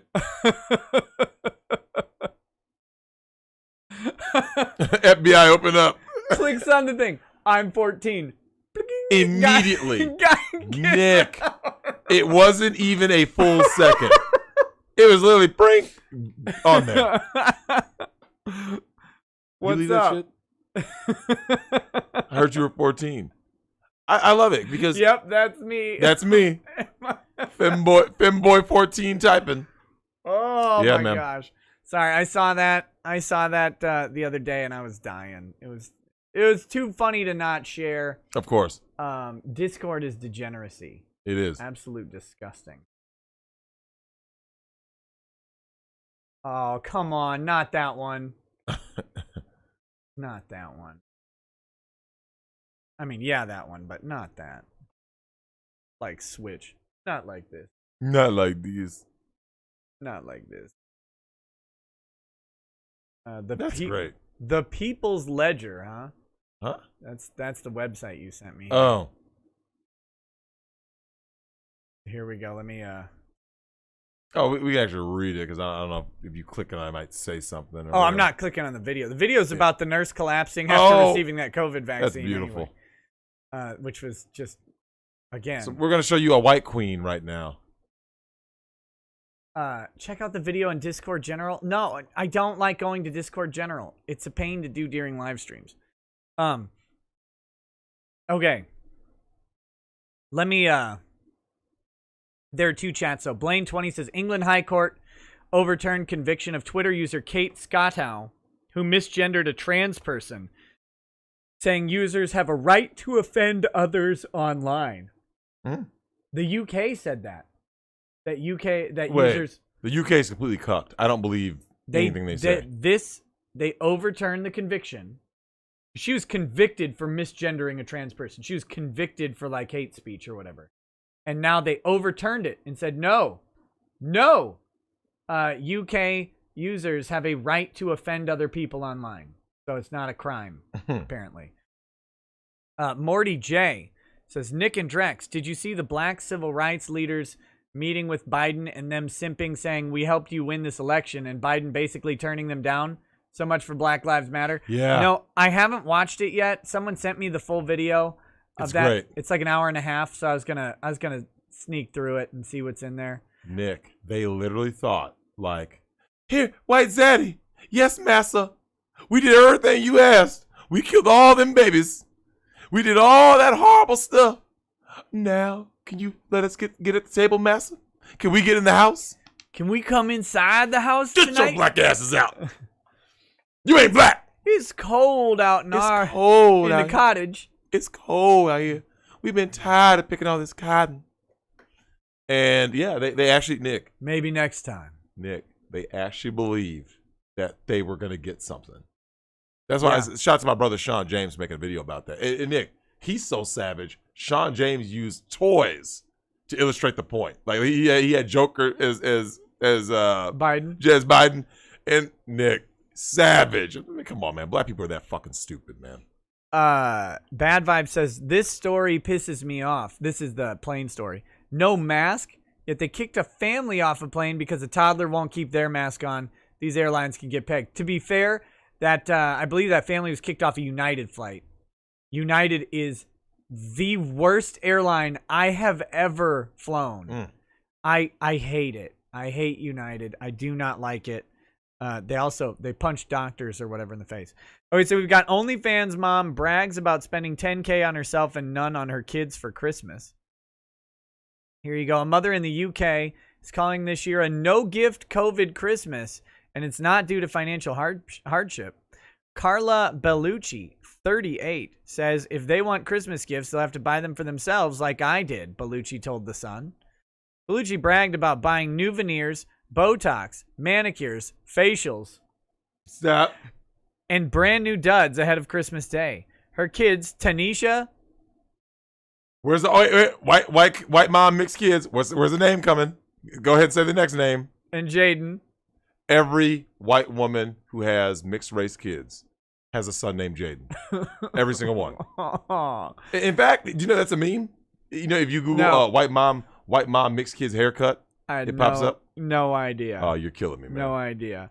Will have to make their own money if they want gifts under the tree. Bellucci, who compares herself to Kris Jenner, says she's pushing Tanisha and Jaden to become Insta-famous and TikTok stars. Single moms. Yeah. Yeah. My kids desperately want YouTube accounts, and I'm like, nah, I don't know about that. No, the internet's not really a place for you, like in that way. She says they will thank her one day. Sure they will. Yeah, you put your kids on the internet when they're teenagers. Guys, did you ever screw up as a teenager? Did you ever say something as a teenager where if you said it today, you would be canceled from everything? Right. I mean, I know I did. We made all kinds of jokes as teenagers.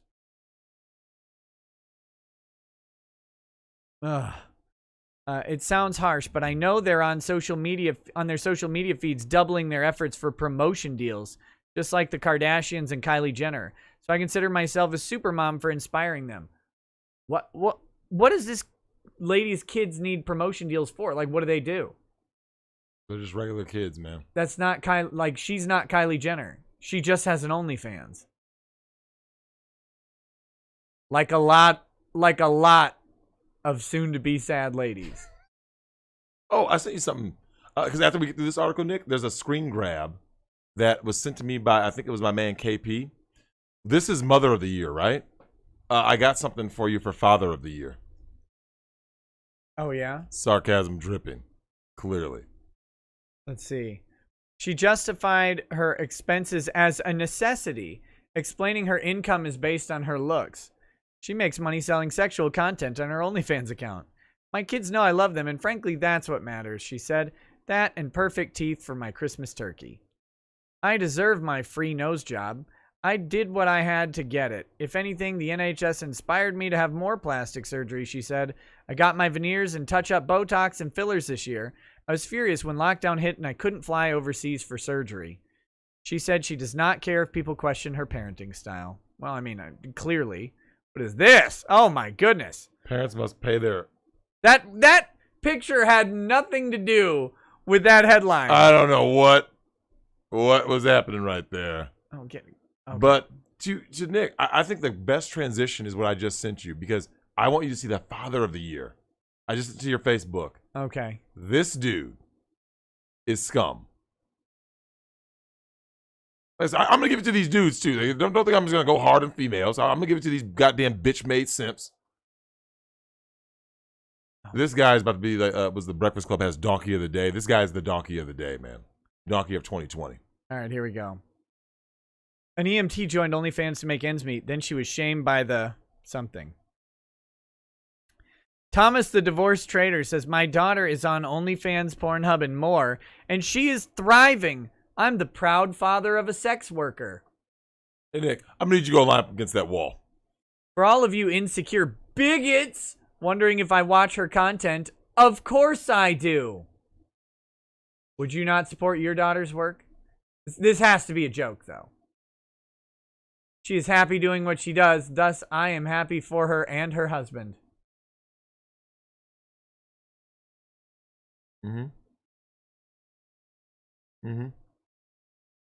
It's got to be fake. It's got to be, but Nick, you don't know anymore, do you? It's got to be. But are you sure? No. Because I saw that, I've shown you the greatest Twitter account that exists, which is women posting their L's online. My God. How have we not roasted these bitches?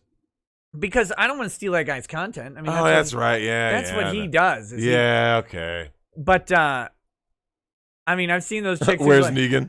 That guy, or the one chick posted the thing from her stepdad and it said, I think I just found your OnlyFans account. The next text, you have your mother's breasts. Stop. Stop. Stop. It's, dude. Oh my gosh. It's so bad out there.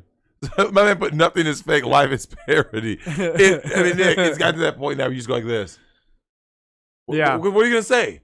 Yeah. We're at a level, Nick. We've reached a level in society that in societal decay. Nothing would surprise you anymore. He's like, well, you just assume that the worst stories are all true. You're like, well, I mean, maybe it's true, maybe it's not. I don't care anymore because I just assume everything's true. That's bad. Why are you being discriminatory over a father's love? Shut up, Ken. Shut up, Ken. Versi, no one streams the content. It's the guy's Twitter account. I'm not gonna just sit and go through someone's Twitter account and laugh. But the Twitter account is women posting their L's online. It is God tier. It is a beautiful Twitter I gotta account. admit that, Nick, when you showed me that shit, I couldn't help but laugh. I mean, it's epic, man. Yeah, it's okay. The Pie Baker says Drex, white men can be incels because bestiality is illegal. Okay. What? Oh yeah, you sent me something else to look at here. All about Venezuela? Yep. Yeah, man. I think it's great. I think it's great what's coming to Venezuela. Oh, you didn't tell the people the news about Venezuela and Joe Biden. I tweeted it out earlier, but yeah, let me talk about the news about Venezuela and Joe Biden. If you guys don't know, Joe Biden's camp has been talking with Nicolas Maduro. And that should shock you a little bit. No, it shouldn't. It shouldn't shock you. But Biden's camp has been talking with Nicolas Maduro, and Biden has talked about teaching Maduro how to have a free and fair election in Venezuela. Unironically. Without even a hint of shame or irony in that.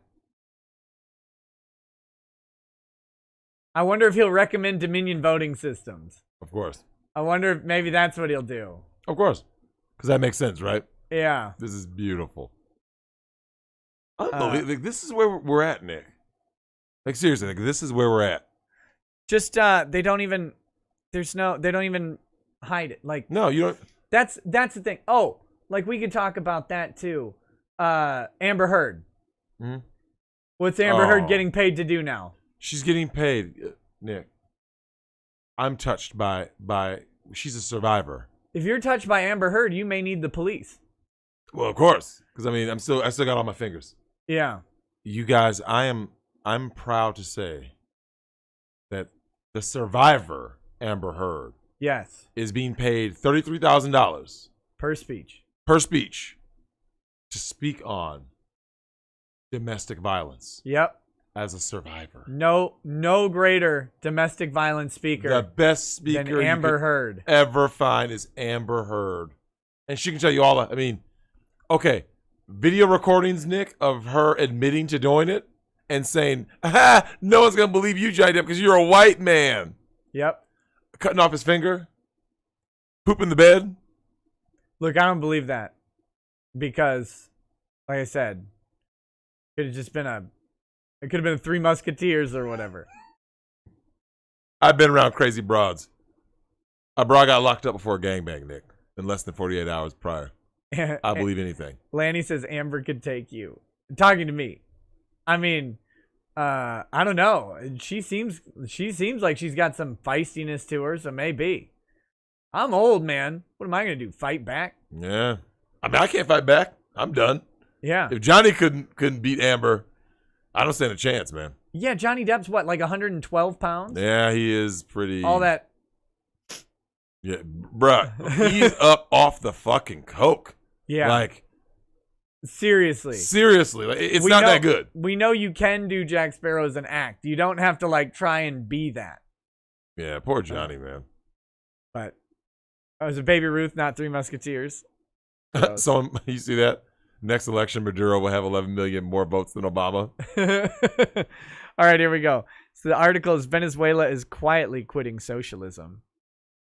By the way, I mean, no one's talking about that. Oh, the Biden campaign is talking to Venezuela, the Venezuelan government. What was Trump accused of? Oh, it's talking to the Russian government. Although, funny story, Carter Page was a Fed plant who had every right to talk to the Russian government. That was his job as a Fed plant. But Biden's campaign, and this is what pisses me off. No one in the media even bats an eye at the double standard. No, of course not. And to be perfectly clear, there's nothing wrong with a presidential team talking to foreign governments about what they plan to do if they win the election. There's nothing actually wrong or mysterious about that. Like, that is something that is probably okay. But just that they made such a big deal out of it when Trump, they're talking to foreign governments. Planning on winning. They're planning on winning and then transitioning into a functional executive. Like, that was the plan. Anyway. Shanty towns around Caracas, Venezuela's capital, like the walls of a bowl. Little houses pile on each other on the steep hills, some reachable only by vertiginous staircases. Earlier this month, Ingrid Sanchez tried to rustle up votes here for the ruling Socialist Party in Petare, Venezuela's largest barrio. Why would they be searching in a barrio for socialist votes, I wonder? As parliamentary elections got underway on December 6th, she hired motorcycles and jeeps to ferry poor but faithful voters up steep hills to the polling station. Like, you can't make this up. This is open. You can't make this up. Oh, I'll get you to the poll place. No big deal. You better vote for Maduro. Yeah. But I'm going to do it. Yeah. I'm going to do it. Sanchez has no money to spare. A former teacher. She lives on a state pension worth just $1.50 per month. Aww. It was the Socialist Party, the late Hugo Chavez's party, that gave Ingrid cash to pay for the vehicles. But they weren't Venezuelan bolivars, they were U.S. dollars. And as she counted it, Sanchez realized that the four $20 bills she held were worth more than 50 months of her pension. Everything is in dollars now, she says ruefully, a sign of monumental change in the country that she says would have Chavez turning in his grave. No, it wouldn't. No. They're so brainwashed. I know. This is what Chavez This is what he wanted.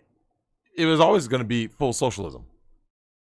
From the only difference between the two, Nick, is that Maduro doesn't have the charisma. That's the only difference. Maduro has no charisma, none. Yeah. So that's it. It's the exact same thing going on in Venezuela. Sanchez, 57 years old, is a faithful member of the Socialist Party and believes fiercely in the vision of late President Hugo Chavez. Does she not realize, like, she's a faithful member? Yeah. On her starving to death. On $1.50 a month. That's right. And then some guy walks up, oh, here's $80 to go buy votes. Yep. You can't make this shit up, man. It's 30 times? 50. Or 50, yeah. 50 times her pension. Yeah. You can't make this up. Who prophesized a Marxist utopia where the state would look after the needs of the people, raise the quality of life, erase inequality, and limit private enterprise to a minor role in the economy. One never loses hope, and that is a project that I still believe in, she said. But Venezuela today hardly resembles the one pictured by Chavez. Hunger is rampant, inequality dizzying, and public hospitals stand derelict as the country deals with the coronavirus pandemic. The U.S. dollar is increasingly taking precedence over the bolivar, and while the Venezuelan minimum wage is the lowest in the region, the country's stock market is booming.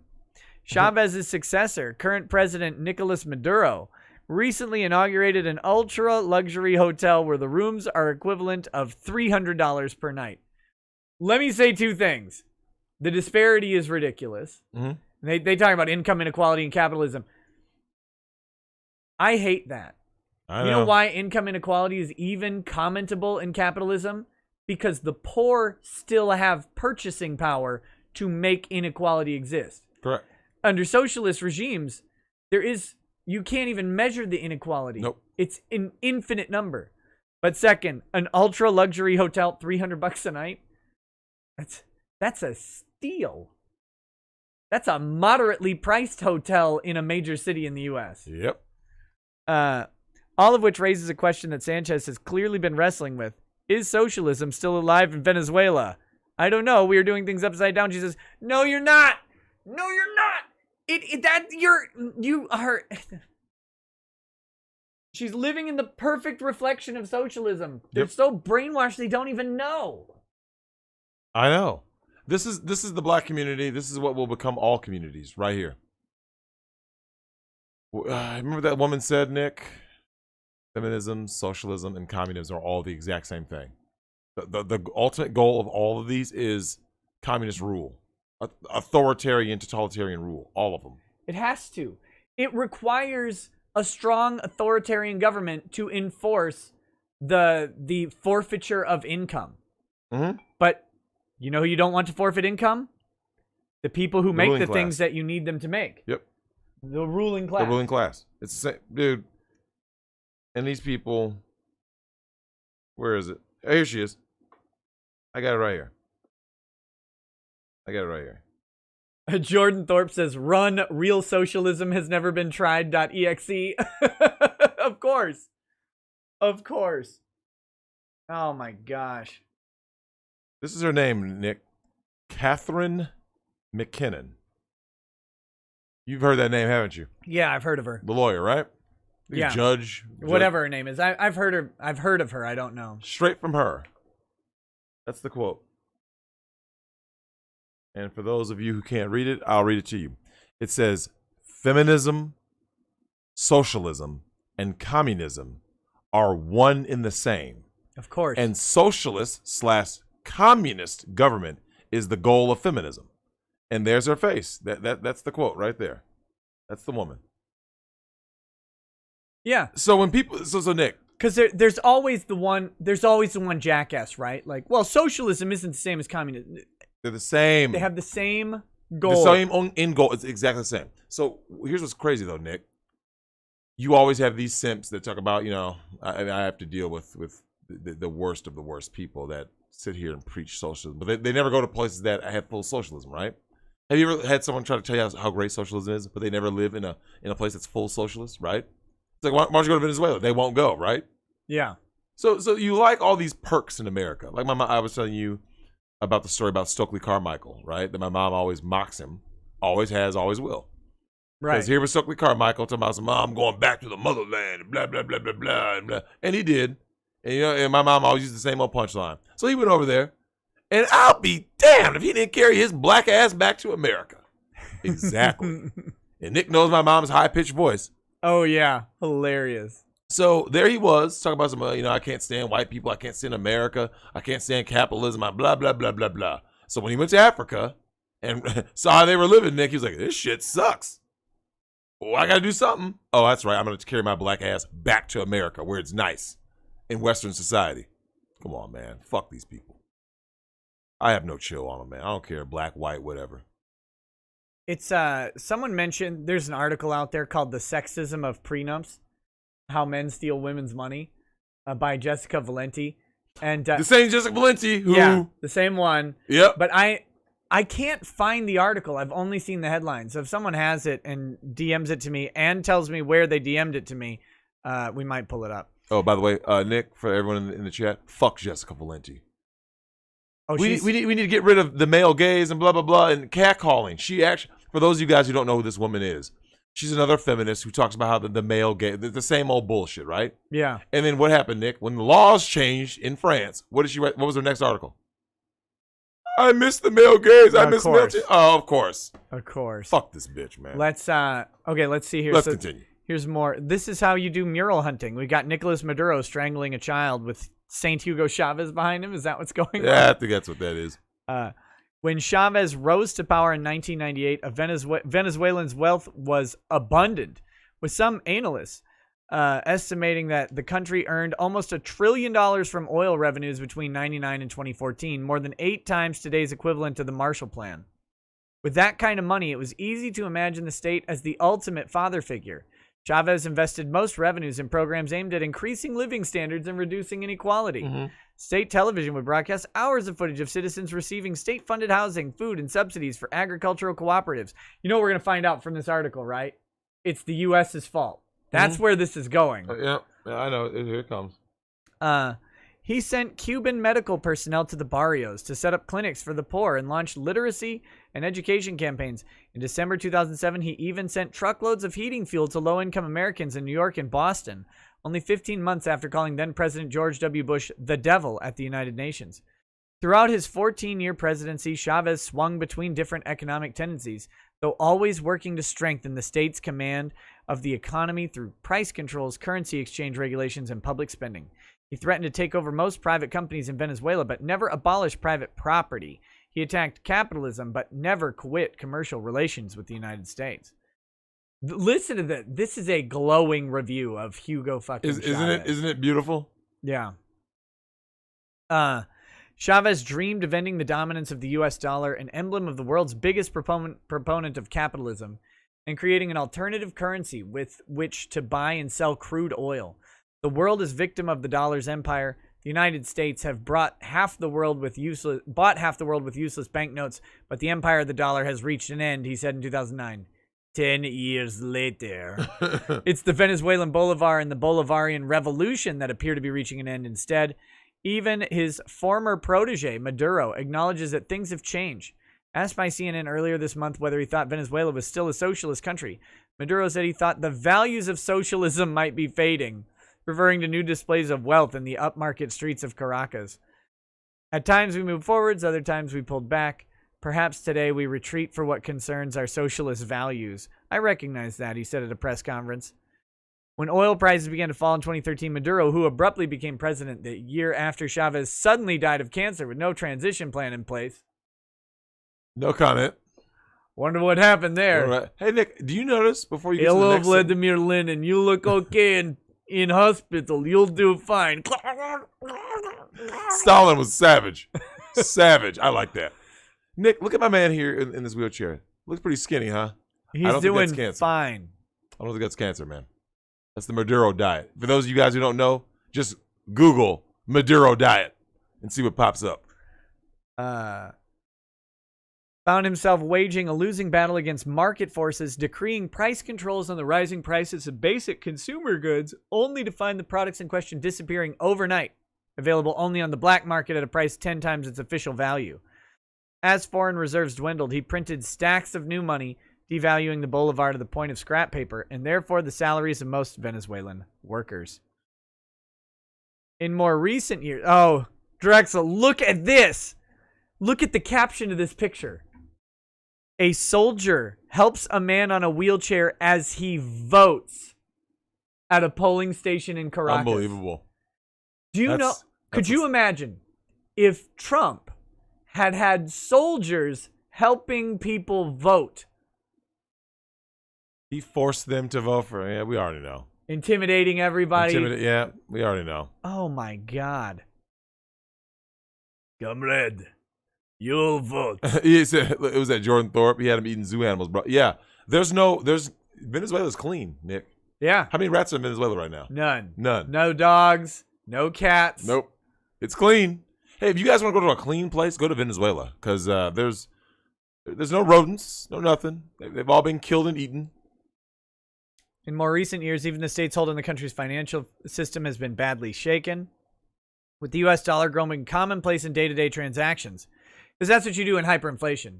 You buy a currency, you find, you stab or whatever. You get a currency that will be useful to someone. Because the bolivar is worth nothing. Nothing. Although... you can use it to make purses.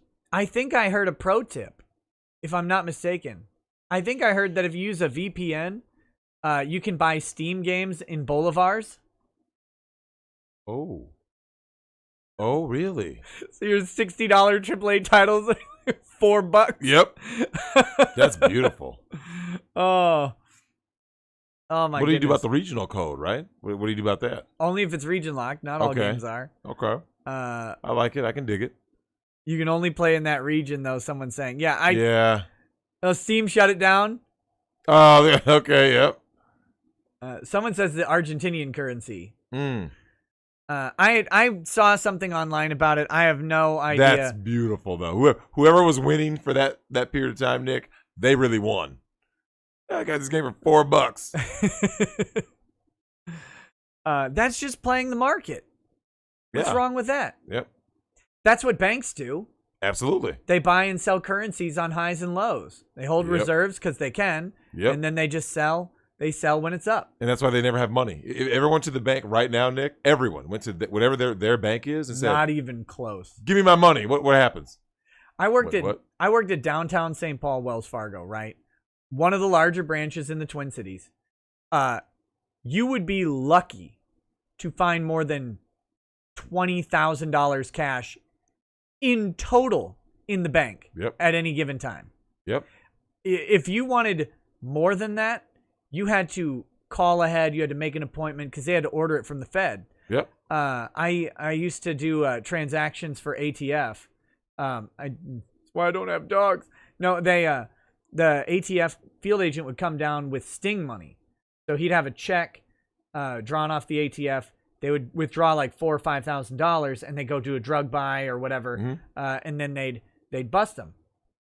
And when they would come down, my manager would yell at me, like, oh, "Why do they have an appointment?" I'm like, "It's $4,000. Like, I'm sure we have it in the bank." And they're like, "Well, that's a lot of the reserves that we have on hand, and blah blah blah." And I don't know if this check is good. It's the ATF. The check will clear. You weird lady. But anyway, yeah. They do not have much money. They don't got much money, man. I know this. The vaults are full of basically nothing. You would actually be embarrassed in most modern bank vaults. That's right. Be like, don't believe the movies. What's in here? Don't believe the movies. 3 computers. The money counting machines are sometimes back there. That's about it. There's no cash. Canadian cash sometimes. People don't know, man. So Venezuelans started using the option left, illegal foreign banknotes. U.S. dollars had always been seen by ordinary Venezuelans as a last resort, something most families kept hidden under the mattress for black market necessities. Always! Drexel, how many foreign currencies do you have hidden under your mattress for a black market necessity? I got some Canadian dollars. For black market necessities? Not for black market necessities. Because you went to Canada and then you came back and you're like, I don't really want to bother exchanging this because I'll probably go back to Canada again. Yep. Yeah, I have like $120 Canadian in my jacket. This is under the glorious socialist revolution. Venezuelans always had this. That's right. During the blackouts, dollars were used to pay for ice bags to keep food in powerless refrigerators. Shops started accepting the illegal bills, at first carefully watching out for Venezuela's feared security forces, then gradually in the open. The government did not intervene. It's because they were doing it too. Because they had to do it too. Once the barrier was broken, it was impossible to turn back. In Caracas, transactions of just a few dollars have now replaced local bank transfers of millions of bolivars. Products are increasingly available in Caracas for those who can pay for them in dollars or other foreign currencies like euros, Colombian pesos, or Brazilian reals. Hey, Nick, you notice they said for those who can't afford it, right? They didn't give you any kind of number, did they? Like what percent? Nick, they're done. They're fucking done. And this is great. Capitalism with Venezuelan characteristics.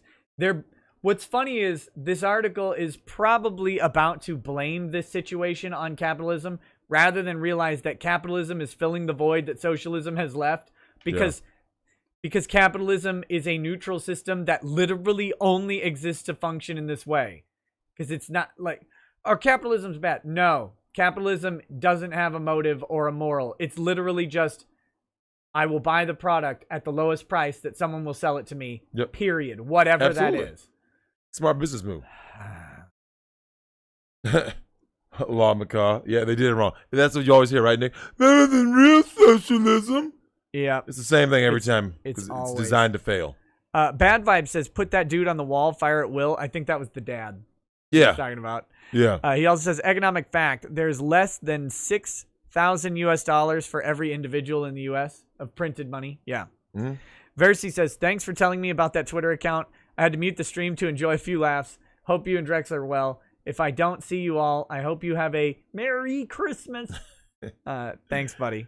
Thanks. I appreciate that, man. So let's see. Can you believe that's 1 week away? Have you gotten all your shopping done? I mean, just has Santa? My kids don't believe in Santa. Actually, we have to tell them like not to ruin Santa for other kids. We were never comfortable lying to our kids about where presents came from. I know like the joy of it or whatever, but we just never did. Really? So it was like Santa is a nice tradition that people have, and that's fine.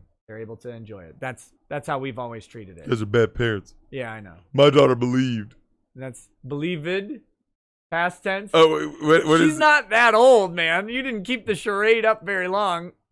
Yeah. You know what I can't stand about kids, Nick? Yeah. We talked about this. Why do they care about the presentation? That shit pisses me off. Oh, to wrapping. no end. Kids love wrapping paper. Why? Kids and women. And women. Women love wrapped gifts. Yeah. I wrap it in a grocery bag. Preferably a plastic one so I can just crumple it up. There. Take it. If a dude gives you a gift, right? Let's say something you really wanted, right? Soup. If a dude gives you a gift that you really wanted, and they say like this, here it is. I had Santa as a kid. Someone said Nick never got gifts from Santa. No, I did. Yeah, I did. And Yeah. I was heartbroken when I found out. Lady Rackets did too. We just decided we didn't. It was like, why are we lying to our children? It was weird for us. No judgment. Like that was just the way we approached it. Plus, we didn't really want to like do the hiding thing. Knew they'd eventually find That part it. sucks. Yeah. Because especially you got so many fucking kids. I remember when I found Santa's gifts as a kid, and you're like, oh. When you get them the next day, you're like, oh. But I hate wrapping presents. I always get stuck doing it too, because Lady Rackets will always be like, okay, we're going to wrap presents. I'm like, nah, I don't really want to wrap presents because that sounds terrible. And then it'll happen. Christmas Eve, like 2 a.m. She's like, forgot to wrap the presents. I'm like, and I'm so tired. Can you do it? Yeah, I'll do it. Then I'm up to like 4 wrapping presents just using profanity. as you should be. Well, you don't want to see my rap jobs, man. It's bad, Nick. I know black people can't rap. It's one of the things I find funny though is that like white men rap better than black men. The black dudes. I learned this a long time ago. Are you the Eminem of rapping paper? Well, one of the things that's wild to me is that all you wish is that like they get to that age, Nick, where you can just hand them the shit. Obviously, you know your kids are different, but I'm saying like, Nick, even then, you're still rapping it. I just want to hand them shit. Literally, I just want to go like this to my daughter. Yeah. Here's a gift card. Here's this. The trick that we do though is we tend to give them all of their presents generally in one big box. And so like they may have little boxes inside, but only the big box is wrapped. Okay, that's cool. And sometimes if that doesn't, if you got like a box of some small things and then one big Lego thing that would have been ridiculous or whatever, like you might wrap that separately, but generally it's like That's one big idea. box with So you keep whatever your biggest Amazon box was throughout the year, right? We have a whole bunch of them. Yeah.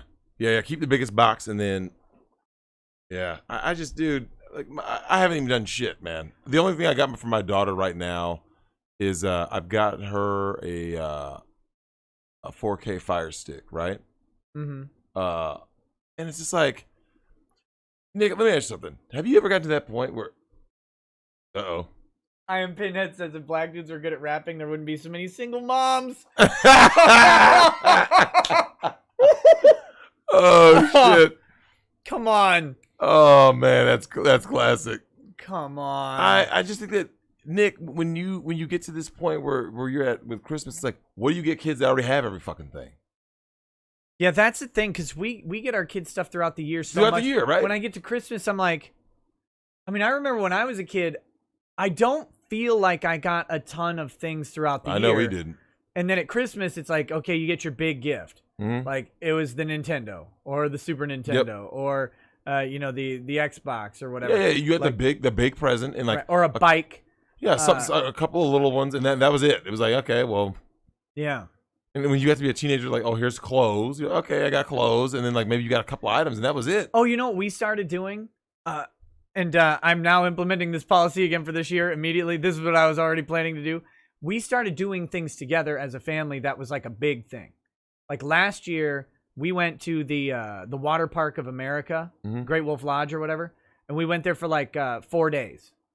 And so that was the family gift. Mm-hmm. And it costs about the same as all the presents, although it was like we got to hang out and do stuff. Mm-hmm. And it wasn't like, oh, I love this. This is cool. iPad True. anyway. Yeah. And so we went to the Water Park of America, got Great Wolf Lodge.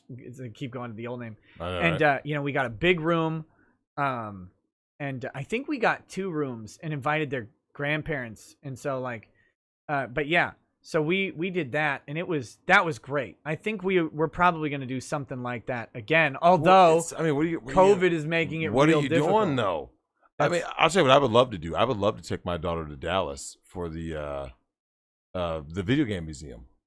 Oh, okay. They open because my cousin. I didn't know that was a thing that existed. Oh, I mean, I figured it has to, but yeah, it's like the one. I don't know if there is another one, a true. Everyone has like their own little like hobby thing, but like it is like the true like this is the video game museum, in Dallas. And my cousin told me, I was like, damn, I want to go to that. Well, that was Nick.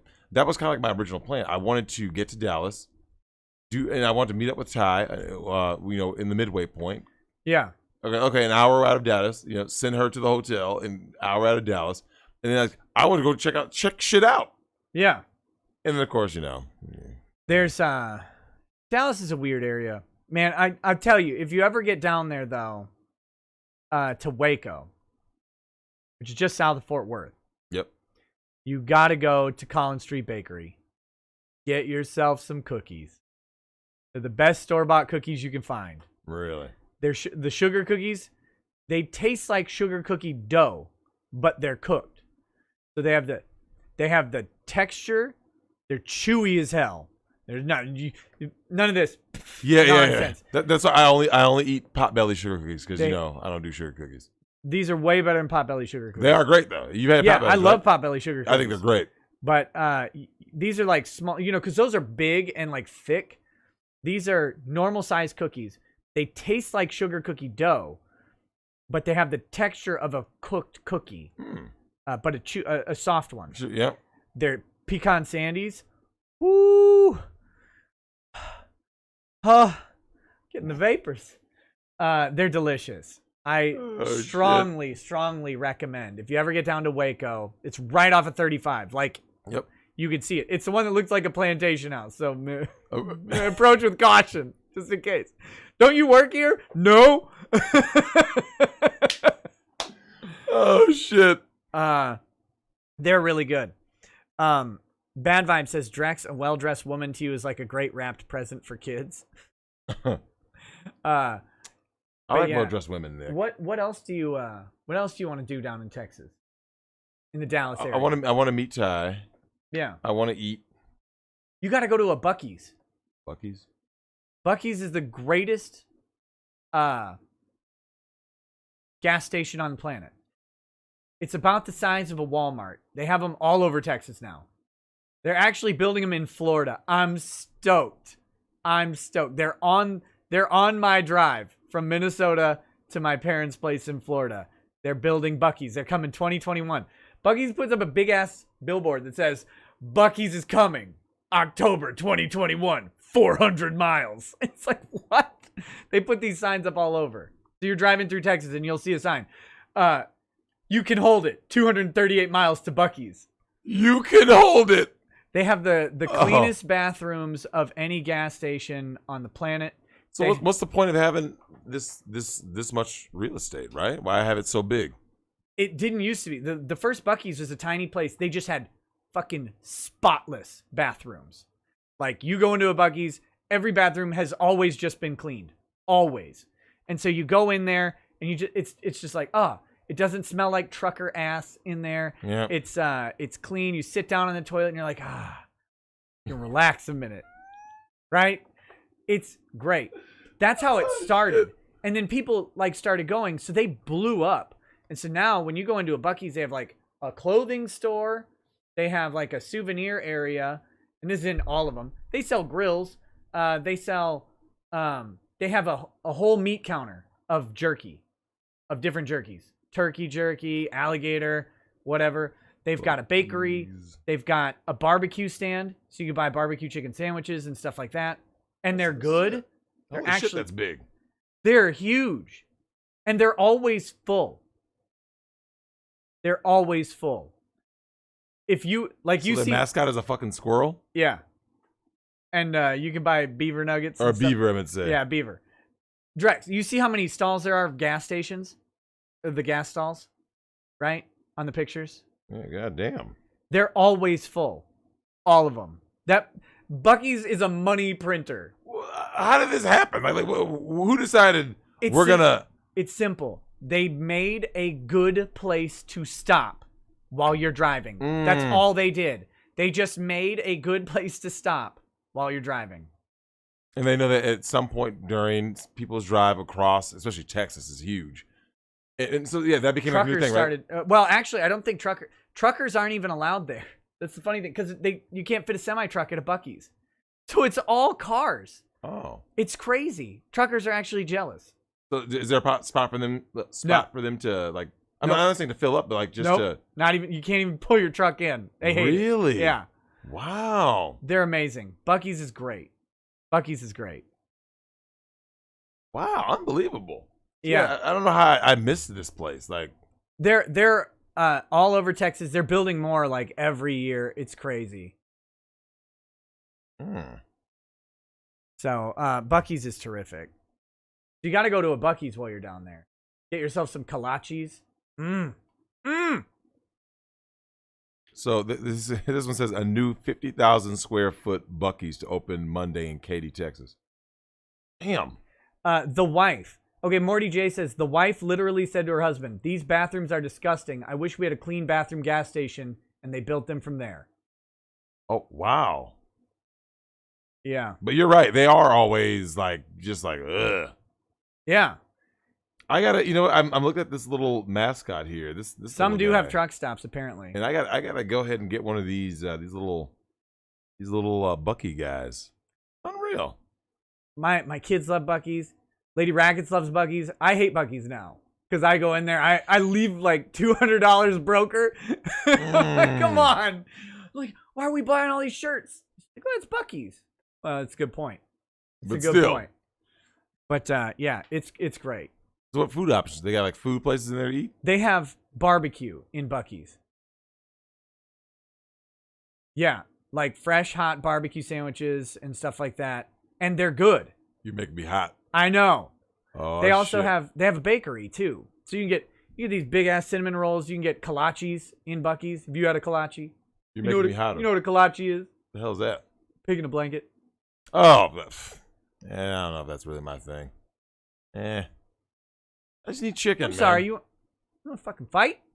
All you need in life is chicken, Nick. They have that. They have jerky. Whatever kind of jerky you want. I don't eat jerky. They have chicken jerky. I don't eat chicken jerky. That's you too would. Scarf that down. It's chicken jerky. Like jerky is too weird for me. Even as a kid, I was kind of like, well, I mean, wouldn't I want to just eat like the real? Like, don't get me wrong. No. I was out in the field, and I was a fucking soldier. Sure. That's bad jerky. You gotta have the good jerky.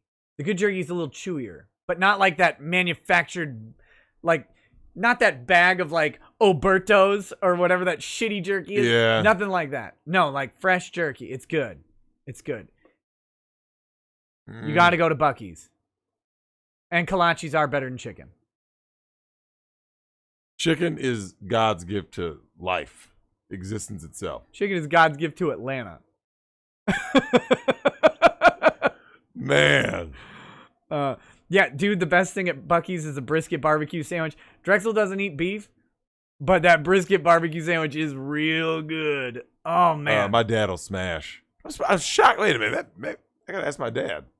Oh, man, I've been to that Buc-ee's. That place is fantastic. He wound up in Austin to just go to Franklin's barbecue. Yeah. He left my mom at home. Franklin's will ship a brisket to your house. $50 a pound. $250 for a 5-pound brisket. That's like this. That is tiny. I could eat a 5-pound brisket. That's a stream. $50? Yeah. I should do that for a stream. I'll order a 5-pound brisket from Franklin's and just eat the whole thing. Oh my God. Mukbang it out. Yeah. So anyway. Damn. Yeah, you got to get to Buc-ee's while you're in Texas.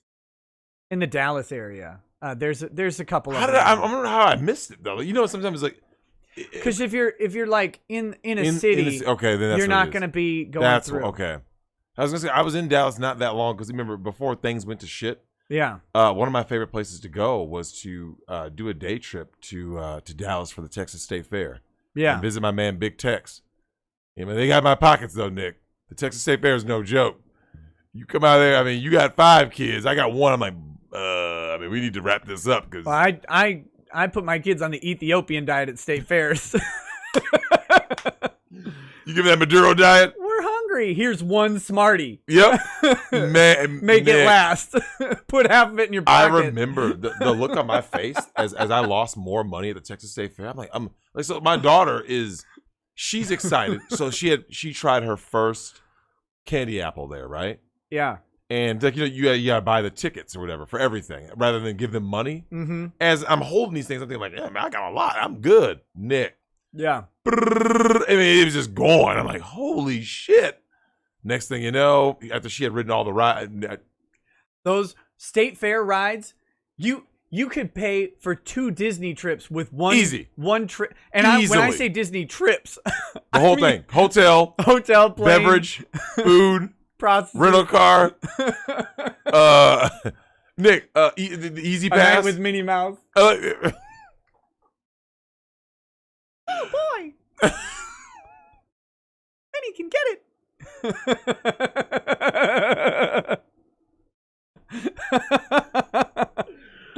Oh shit. Oh. You know what, man? Nick, I tell you what we got to start doing, man. We just got to start going to Tampa like once a month. Once a month. Just go to Tampa and because eat and remember freedom. Texas is still is it, are they locked down? How locked down is it Texas? It depends on what city you're in. Dallas is probably locked down. Fort Worth is probably less locked down. San Antonio might not be locked down at all. I don't know. San Antonio has some good food, man. They do. That Riverwalk. That is a 1-horse town, though. I mean, it's 1 million people, 1-horse town. It is, but it is very unimpressive. You got to go stay at the hotel that's next to USPS, Texas. That place is nice as hell. Oh, yeah? Yeah, I can't remember the name of it, the resort there. I got to go to Texas just to clear my palate what happened, what couldn't happen, last month. I just got to get like mentally back into the mode of when I book a flight to Texas, it's something that I know is it's going to be a happy place for me. I just want to go eat. That's all I want to do. Well, you remember, I told you, Nick, the biggest thing that hurt me this year of all the shit about the lockdown, to me, I can't speak for you, Nick, it was losing the state fair. Oh, I don't care about the state fair. I love the state fair. Love. It depends who you go with. Let me just put it that way. Every time I go to the state fair with 5 kids, and it's always 90. Yeah. It doesn't matter. I could go to the state fair in January, and it would be 90 degrees. I hear that San Antonio is about to lock down if the mayor has his way. Yeah, Austin's a California refugee. Yeah, get him out. Yeah, but Nick, you remember, like, I'm glad you said that because I said the same thing about the state fair. I always wanted to go to the state fair. This is the one time I want to go with someone who's just a fat ass, right? Yeah. I want to go to the state fair to eat. No one You wants want to go with a fat state fair food guide. Correct. Who's like, oh, I'm going to buy you the best food. Okay. We're going to hit all the stairs. I got it mapped out. All right. Just give me that bacon wrapped turkey leg, please. What are you talking about, fucking jowls? Yeah. Look, I gotta find a place to put this food. We gotta go. Nick. We gotta walk. They're gonna have the fresh turkey legs out at the other. We just had a turkey. They're gonna have the fresh ones though at the other place. Nick, seriously, when you hang out with fat people, yeah, the foodie guy, yeah, not the fast food fat guy. Correct. I was about to say that. The refined fat. The guy. refined fatty. Yeah. I would even go so far as to say, Nick, they might be the most enjoyable people. Yeah. Because there's the fast food fat guy's depressed. True. The refined fat guy. It's like, I'm just going to have 6 more McDoubles. Because I don't want to eat a double quarter pounder. That would be fat. Oh, shit. Wait, I thought Big Macs were sliders. Nick, when you go with that dude, Yeah. you start feeling bad, right? You're like, fuck, man, this trip kind of sucks. And I feel personally attacked. oh my God. Kirby the Kirby. It's but Nick, when you're with somebody who has okay, Nick, have you ever seen somebody who visibly gets orgasmic around food? Have you ever been around that? Nick, have you ever seen someone go like this? Look, dude, that's me at barbecue places. I'm not gonna lie. Because my dad has like that look where he has like that.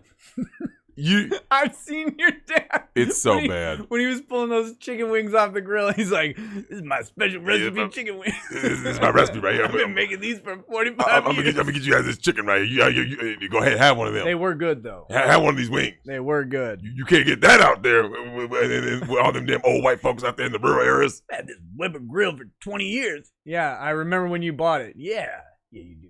You do. And Nick, when you're around these people though, the joy that comes from seeing someone literally lick their lips. Like have you ever seen someone go like this? Look. And, Nick, have you ever seen someone literally take off a hat and go like this and wipe the sweat off? Have you ever had that happen? I kid you guys not. I can't remember where I was, but I remember seeing this. The dude, and Nick, it wasn't hot. Can you I know what it was. It was Thanksgiving dinner. My fat ass cousin. Yes. My fat ass cousin. That's right. I love when you see someone like working through what they can maybe do. Like, can you wrap that sausage in spaghetti? Can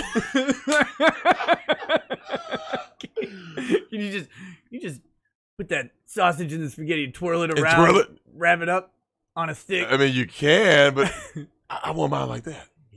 Yeah, that sounds good. Even that sauce, it's a little bit. Nick, it's always the lips. That was like this, like because you know what really happened? Yeah. It's similar to being that fucktard kid at the end of the school year, right?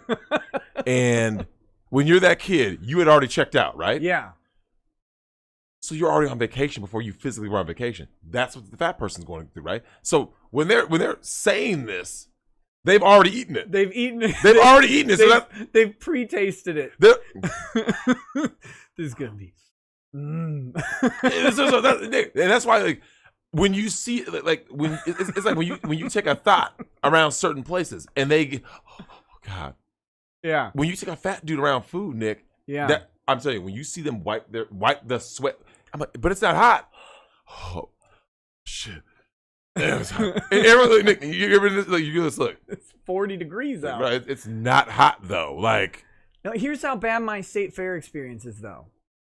Every time I've been, the past like 4 times I've gone, it's been so hot that all I want is the fresh fruit tray because it's cold. Oh, that's and because since the heat allergy, yeah, I'm just done. And so I'm like, I'm looking at spaghetti on a stick, and I'm like, God, I want to eat that lasagna on a stick.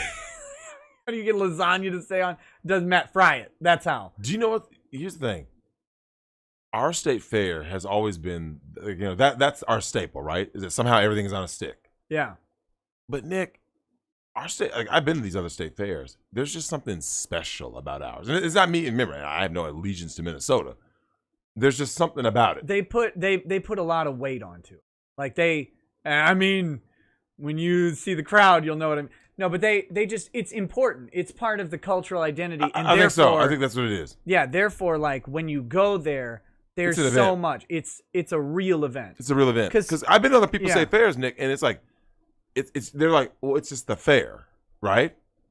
Yeah. For those of you guys who don't know, in Minnesota, the state fair, Nick, it's like, I would argue, it's the equivalent of a Super Bowl. Yeah. It's like the Super Bowl of Minnesota. Like, damn, I mean, 12 days of fun, the great Minnesota get together. And you go over there, and you know, remember the crowds, Nick? Yeah. If you guys want to look. That's why I get annoyed.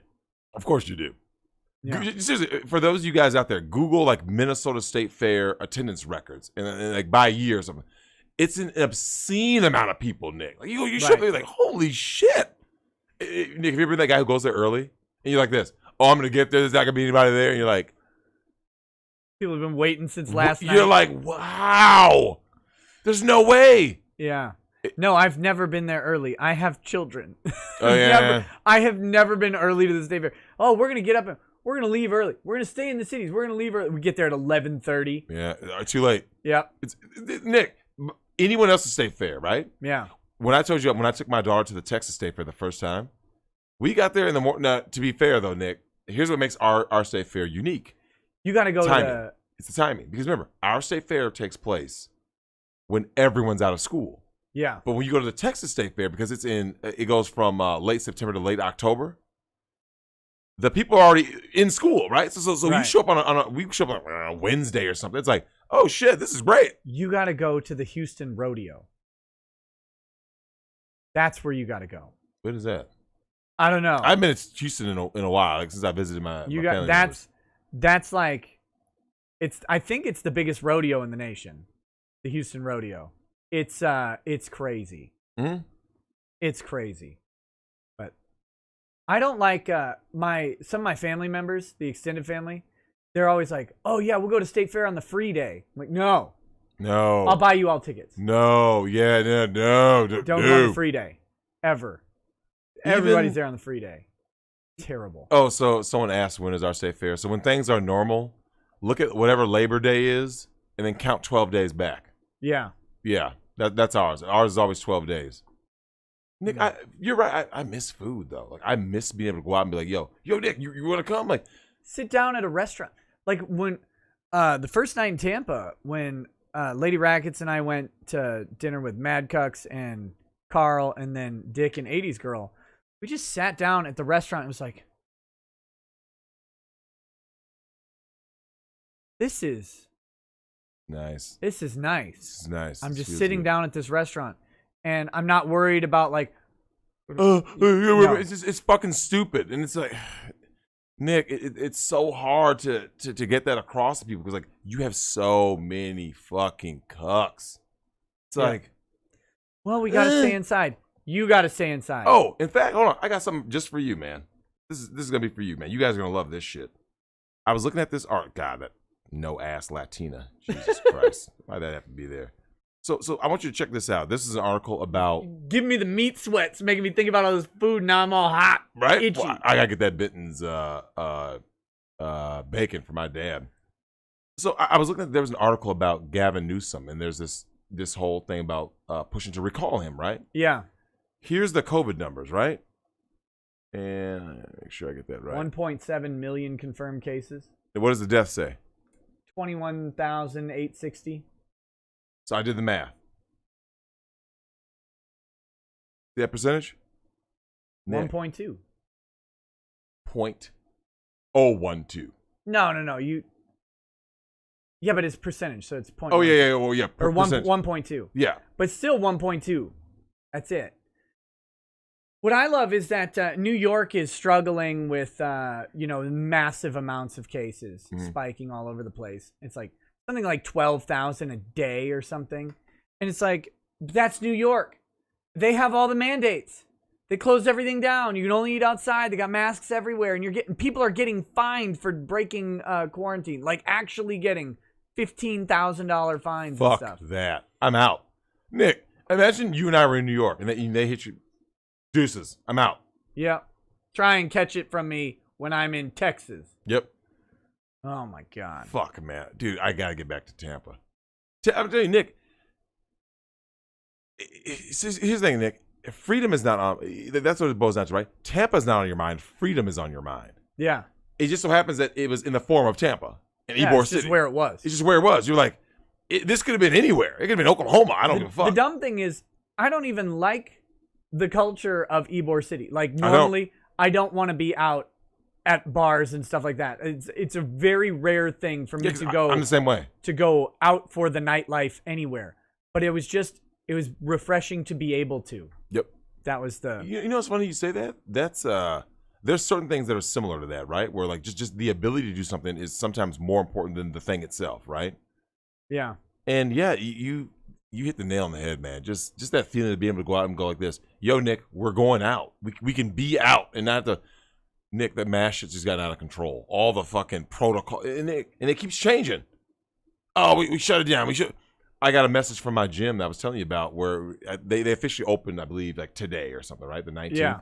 But I'm like, anytime, Nick, you like this. Oh, let me go work out. Oh, no.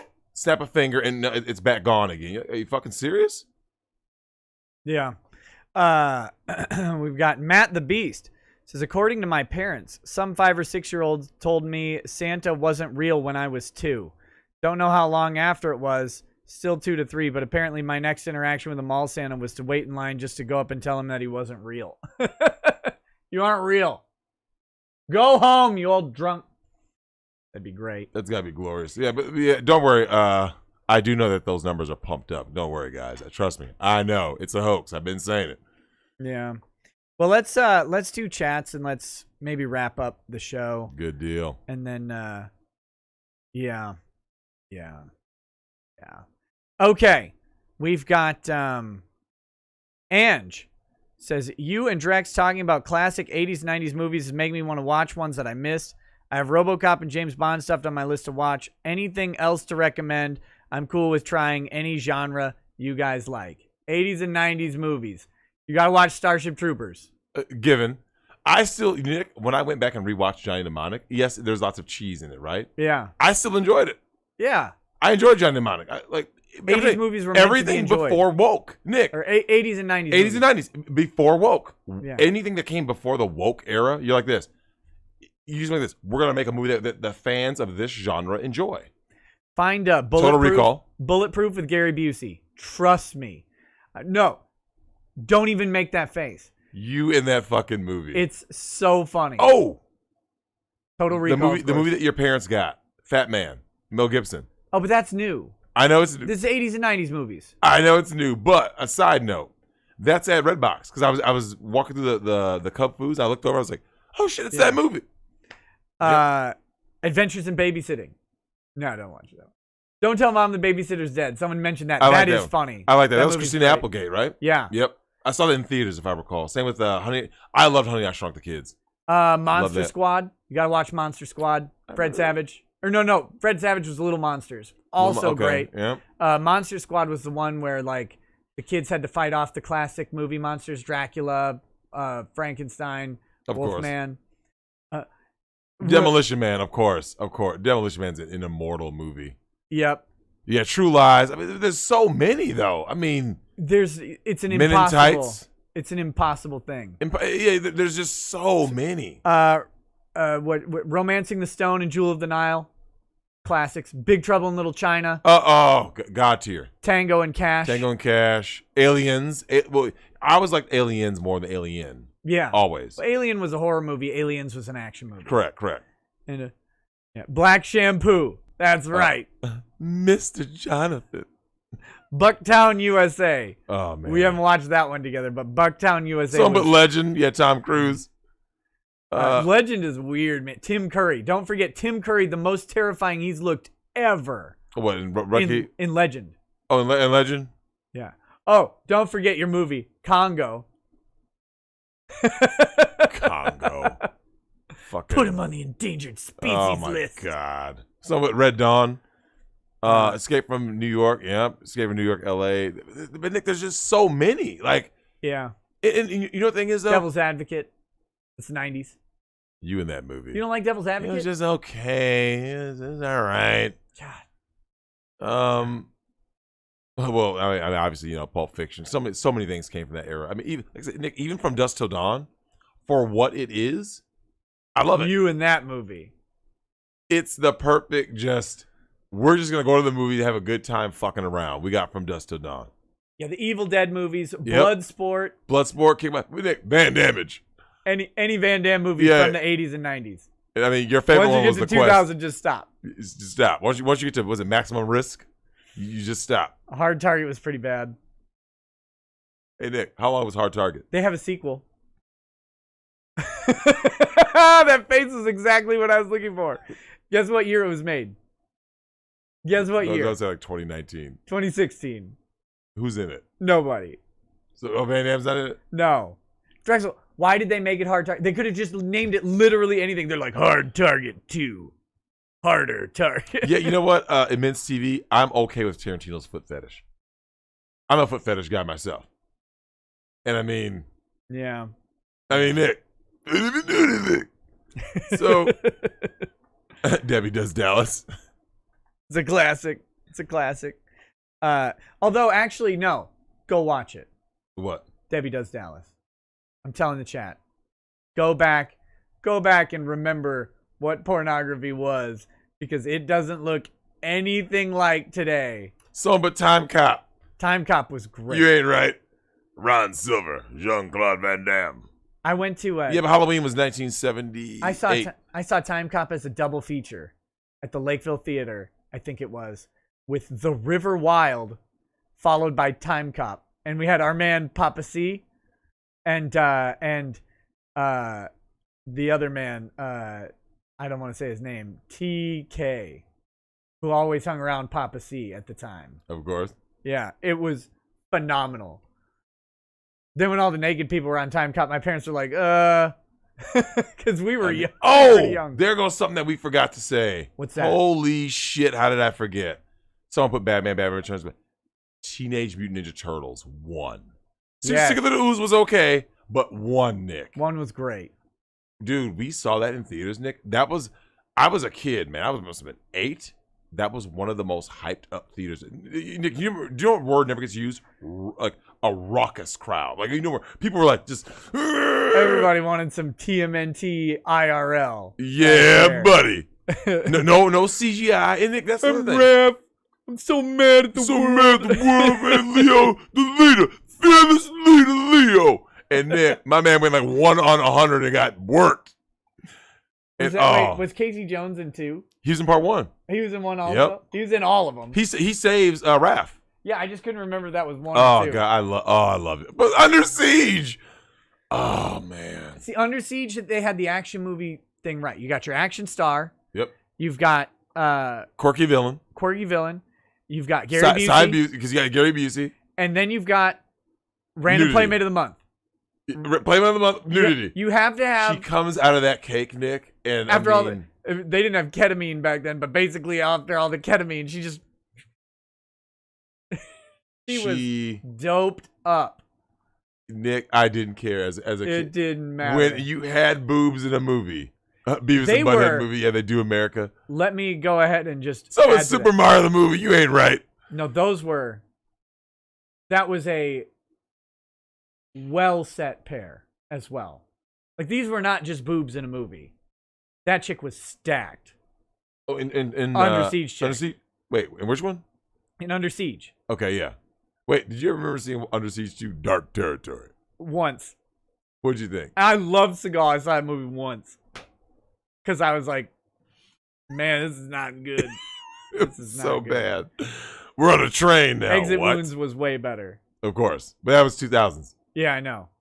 But you know, when you say the 80s and 90s, Nick, you have so many movies. Like, so that's why you don't remember. You don't know the person's age or like what they've already seen. Yeah. There's just so much. Some of Dirty Rotten Scoundrel. You got to go watch National Lampoon's Loaded Weapon. Yeah. The Lethal Weapon knockoff with Samuel L. Jackson and Charlie Sheen. Loaded Weapon 1. So funny. Oh, and they hit Bruce Willis's place. I was dying. Punisher, Dolph Lundgren. Showdown in Little Tokyo. Yeah. Brandon Lee. The Crow. The Crow, yep. Don't watch many other Brandon Lee movies, though. Those are...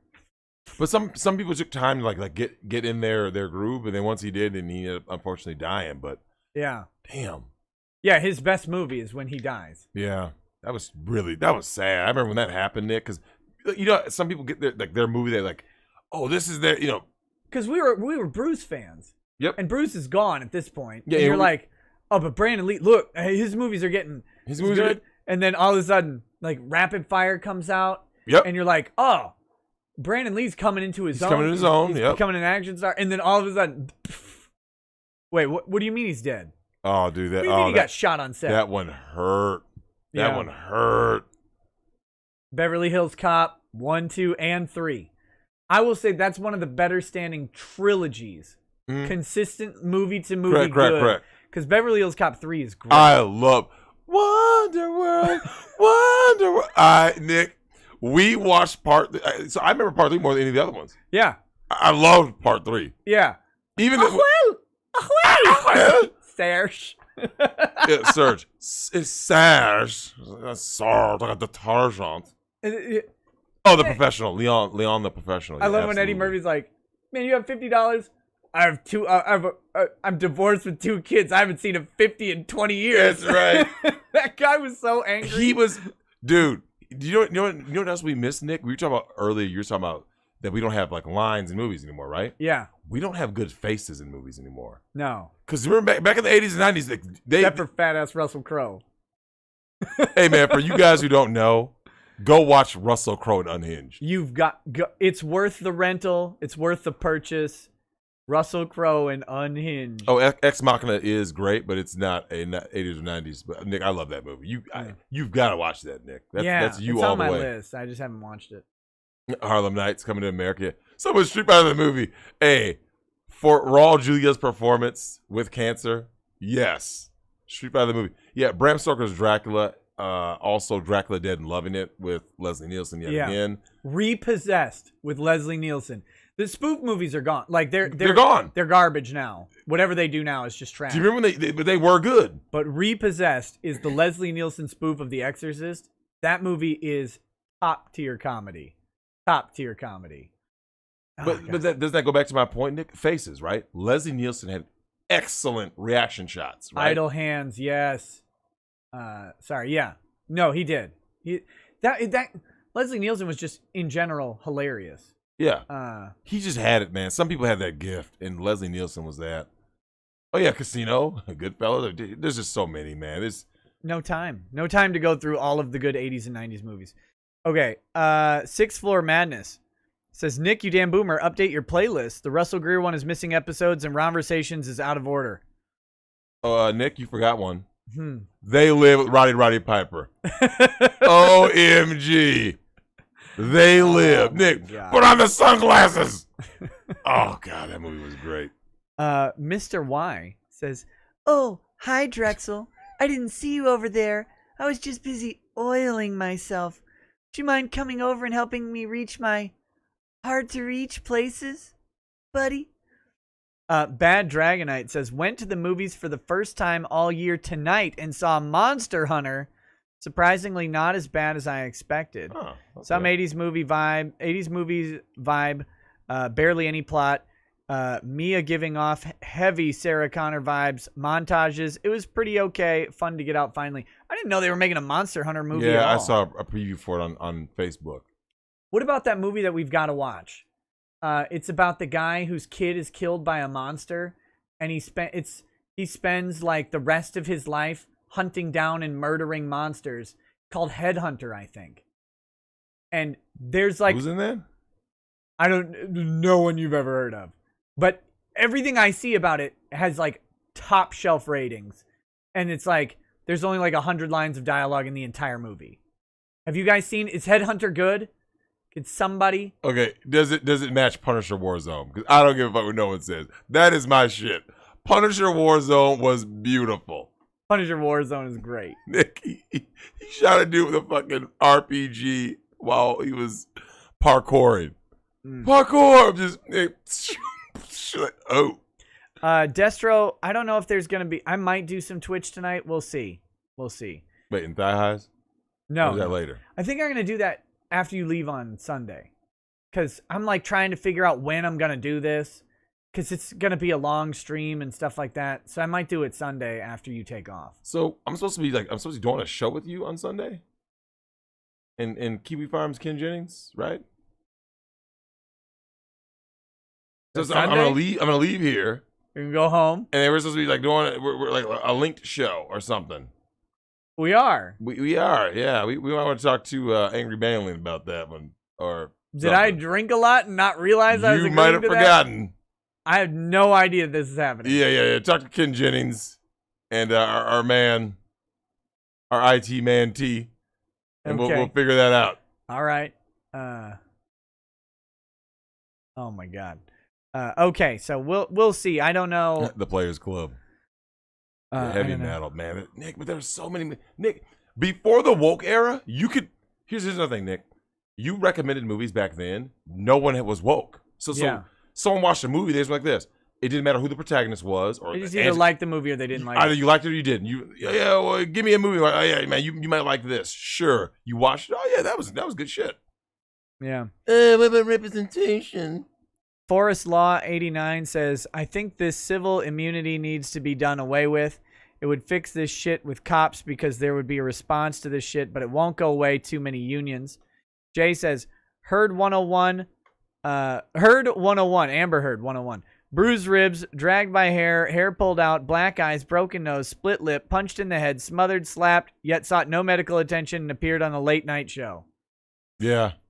That's how you gotta do it. Yep. Kermit the Frog says, Hey, Drex, what if you bring a snack tray for your own fuck session? When I'm turning out these beat up granny snatches, I need some refreshments. I'm stacking up these PS5s to the ceiling. None of them can run Cyberpunk though. Hit me up if you want it.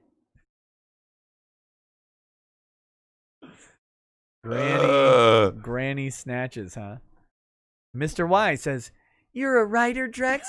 So am I. Here's a haiku I wrote just for you.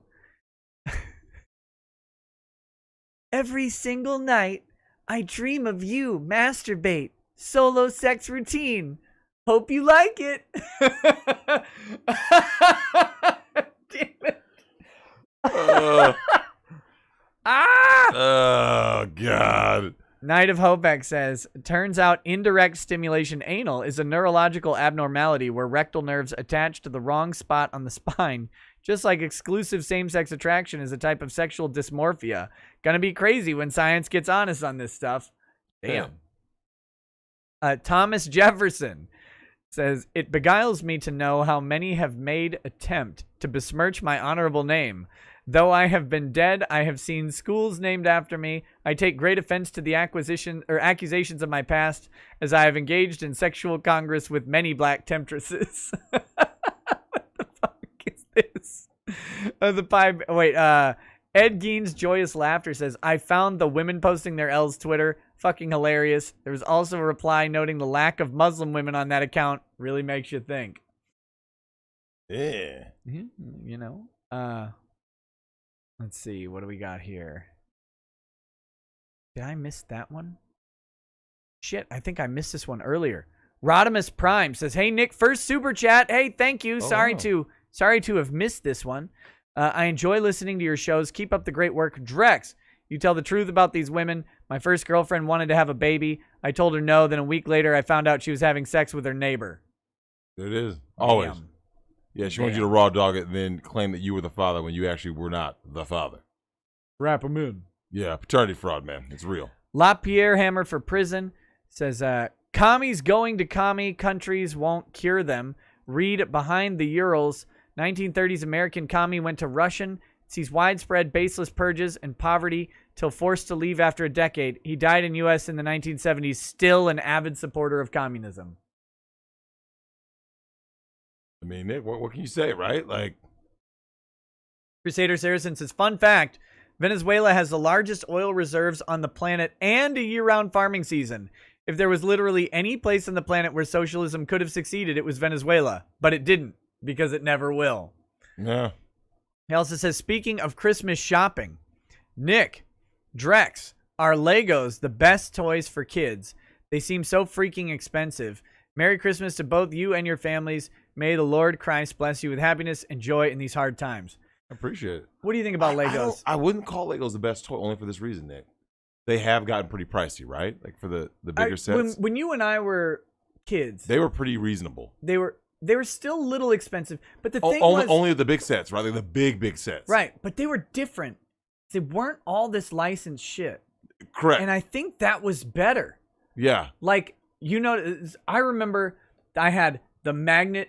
Yep. The magnet you had space M guy, set. and then the guys at the B. The B space set. Yep. Then you had the ice police. Yep. Or whatever. They were cool. And they all had like these different unique things. Now you literally, we were at Legoland. We had the VIP tour with like one of the master builders who does the models at the park. Mm-hmm.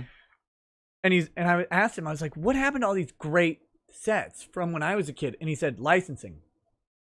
Once they licensed Star Wars Legos, we couldn't sell space Legos of any other kind. Correct. Until Lego Movie, of course, with Benny, the rocket guy, but only as that throwback thing from the movie specifically. Correct. They can't sell anything else. So now it's all licensed.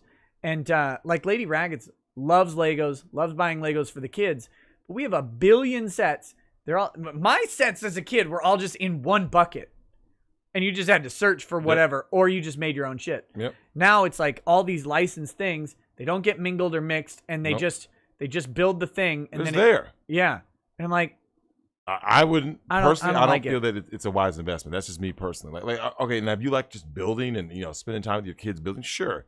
But to actually like really be playing with, I just don't. Nick, I thought GI Joes got more play when we were kids than Legos did. We love Legos, but I think our GI Joe dudes got mad play. I played with Legos a lot when I was alone. Mm-hmm. When I was with friends, we never played Legos at all. But when I was alone, I built Legos all the time in my room. But again, I wasn't building a Lego set. Like I didn't have like a Millennium Falcon Lego set. I had some sets and they got all mixed together and then I just built stuff, whatever it was. And that was the extent of it. Now it feels weird because it feels like you can't separate out the sets. Like, well, these are Voltron lines. You can't mess with those pieces because you'll never find them again. Correct. Like, but I don't care about the Voltron. I don't care about the set anyway. So I feel you, man. We built bases for our GI Joes. I used to build stuff for Transformers with Legos. That was cool. Nice. So they could like connects. Remember those? Yeah, Connects were weird. I never really got into them. Really? Yeah. I mean, my parents never bought me Connects, so I never got. I knew people who had them, and like I was GI Joes were just my thing. Like every kid had their own. Like more so than Transformers, more so than He-Man. For me, it was Transformers. Yeah, our man M, that was his thing. Yeah. But yeah, GI Joes were my guys. Yeah, I like GI Joes. My buddy had the fucking like the battleship, like the 3.5 foot one when I was down in Texas. Or no, he didn't have the battleship. I'm lying. That might have even came out after I moved to Minnesota. No, he had though the big truck base that was like 3 levels or whatever. Yep. And I was like, our man M had one of those. Remember? Yeah. He had it went like this. It was like one big. And you went like this. And then it had another. It said 3 little command posts and stuff. Yeah. So we actually used his Star Wars toys in that. It's like Darth Vader would be sitting there. We're like, oh, this is great. I always wanted that stuff, but I liked Transformers more, so my parents always got me Transformers stuff. So, okay. Night of Hopex says, Nick, where the fuck are you from? I've heard pecan and pecan, but never pecan. What the hell even? I'm from Texas. It's pecans. That's how it is. That's how you pronounce it. It's pecan. If I say it differently, I'm usually joking or referencing something like pecan sandies. Oh god. Ed Gein's Uncut Meat says, please tell me you're streaming on Twitch after this because I'm cooking a turkey leg and I don't want to waste it watching an old stream. Might as well fill up the rest of the space. StarCraft is gay. Every Star Wars sucks. Hit dislike. Damn. I think I'll probably do some Twitch. Mario Carter 13 says, if you let yourself get pegged, you're less of a man than she is. Gays are at least man enough to admit they like dick. True. Crusader Saracen says, I'm sick of these politicians flaunting their own lockdowns, but tarring and feathers seem so blasé.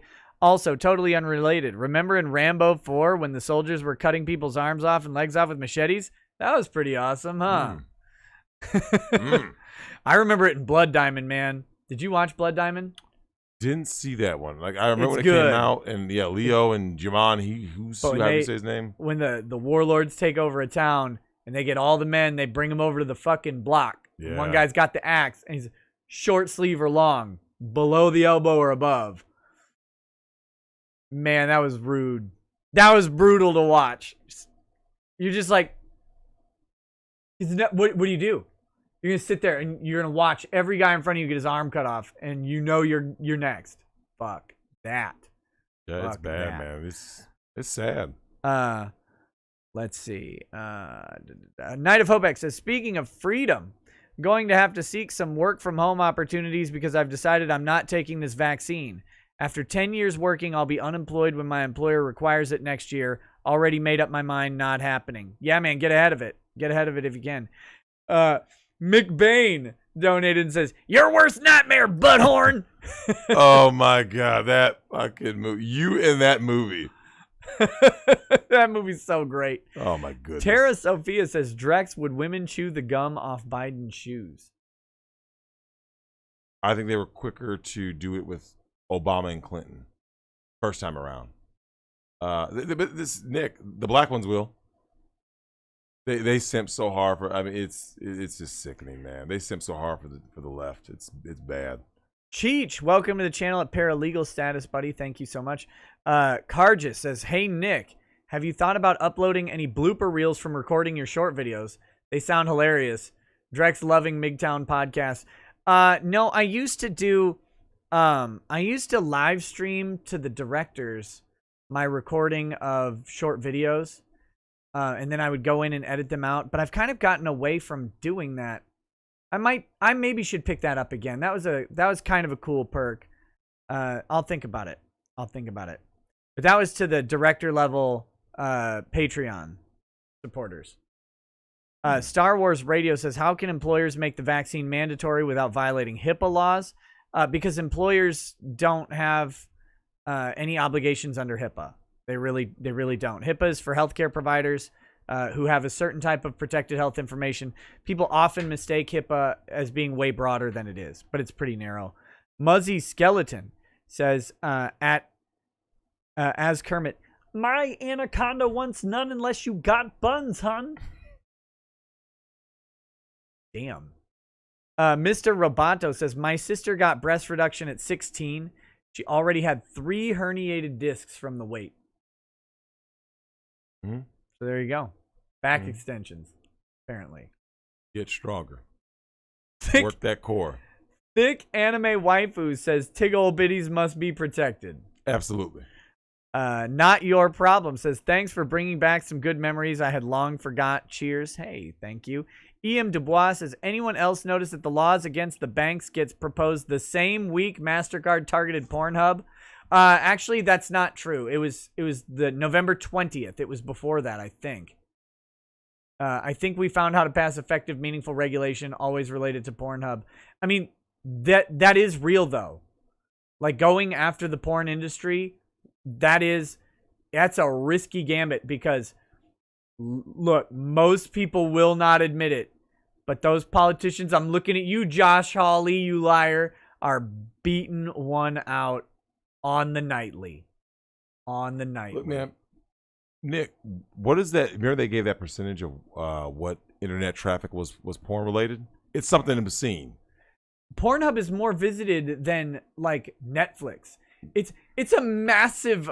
It was a huge. It's the top 10 website on Earth. Yeah, like, dude, that's why I was laughing. People were like, well, Drex, do you ever talk about anything else? I'm like, dude, I have a million topics. It's just like to deny that like this is a huge part of people's daily life. Most dudes, Nick, at some point during the day, just let me just see what's new. It's just a routine. It's just what they do. Yeah, dude, man. Timothy Reaper says, excuse me. How much money have you made from my voice? I don't know. I don't tabulate up Kermit chats. Although I could probably do it because I do have a spreadsheet.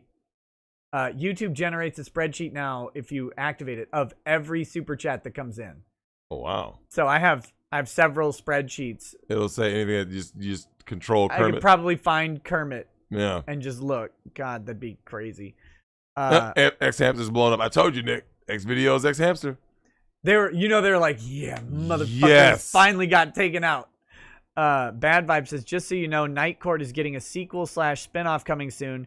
You need to try getting cast for the judge. Drex can be your bailiff. CJ says, Drex, you know you want that Gina and Tonic hairy atomic booty drop. Ugh. She will haunt your fantasies for weeks to come. Who needs Freddy? He also says, WTF, I couldn't spell her name correctly or put even the incorrect spelling together. Go freaking figure. I saw someone mention Angela White. Yeah, Angela White can get it, man.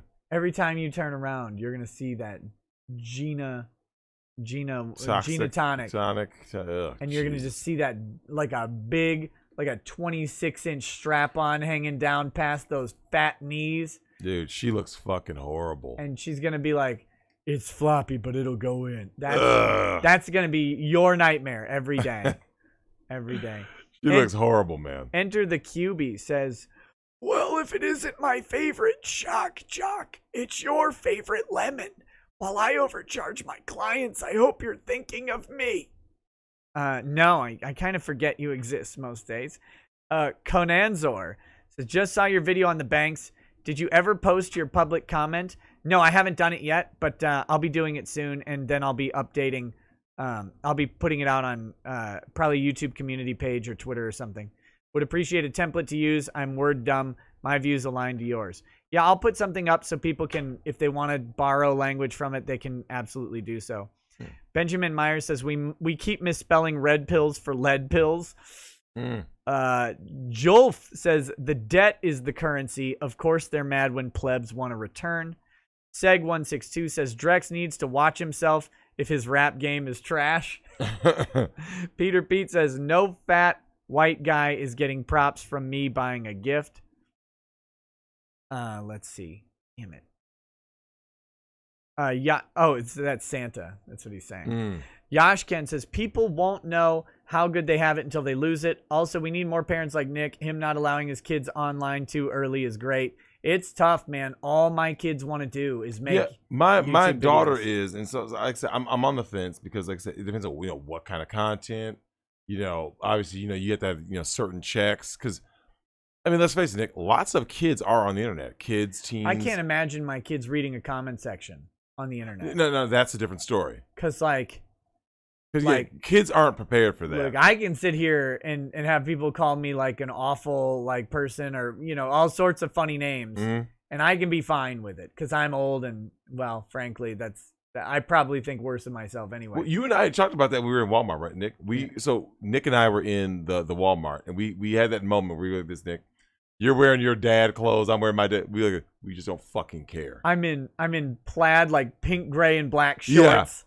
And I was wearing cargo pants and a shirt and a jacket. I don't give a shit. I don't fuck when people come at me, Nick, and they come at you, especially online or offline, it's like this. I don't care. Yeah. Okay. Yeah. You call me whatever. Sure. Good for you. Yeah. All right. Reek says, Buc-ees has the best sweet pralines I've had on the road. He said, I gained weight during Air Force Tech School because food in San Antonio was fantastic. Of course. That'll do it. Ryan79, thank you for the donation. It says message retracted. Same with Richmeister84, thank you. Also says message retracted. Ryan79 says, I remember the 90s was a time where I was always excited to go to the movie theater. Yeah. Today, not so much. Yep. Nick, Facts. You remember that, right? Like you and I, Nick and I are big movie guys. And Nick, the 90s, even early 2000s, right? Mid 2000s, Nick, it used to be like an event still. It was still special. It's just like, even like the last 5 years, I've been like, It's gotten bad, man. Nya says, Tim Curry's the best actor. Fight me. He is good. Tim Curry's good. Loved him as Pennywise. Obviously, Rocky. What about his exes? From fucking Fern Gully? Great. He's great, man. No One Important says, reminding everyone to please visit Drex's YouTube page for podcast goodness. Drex, you need to put this in listening from Spotify or something. I think it is. It's somewhere. I don't know. Yeah, I think it actually is. So episode 3 went up tonight. So yeah, like I said, once we close down here, if you guys are still wide awake and drank a jolt or two and you want something to listen to, my episode 3 went up, and then my 8th day of Thoughtmas is up. And it's a doozy. The link to Drexel's show is in the description. Yep. It is in the description. So Richmeister84 says, nude woman in Demolition Man predicted day current e-thoughtery. Yeah. There was a nude chick in Demolition Man? I don't remember any nudity in that movie at all. I don't either. He might have gotten the movie confused because I don't think there was any in Demolition Man. I can't think of any, but I haven't seen it in a while. So Tony Neves says, Drex just confirmed his foot fetish. Ultra simp confirmed. No more respect for Drex. Now we know he'd buy that OnlyFans content. Oh. Ryan79 says, forgiveness is divine, but never pay full price for late pizza. CJ says, best Seagal movie, executive decision, fight me. No, yeah, when they recognized Steven Seagal's power so hard that they had to kill him. They had to kill him. Yep. And you're left with Kurt Russell, right? I think that's you're left with Kurt Russell. One winged angel. Was it Kurt Russell in Executive Decision? Kurt Russell, right? Yeah. Executive Decision? Because Halle Berry was in that, right? I don't remember. Fuck. That movie's old. 95, I believe. Yeah. Demolition Man had one scene where he's playing with a video phone. Women misdial Stallone while topless. Okay. I forgot about that. Cleveland Brown says it was Kurt Russell in Executive Decision. Yep.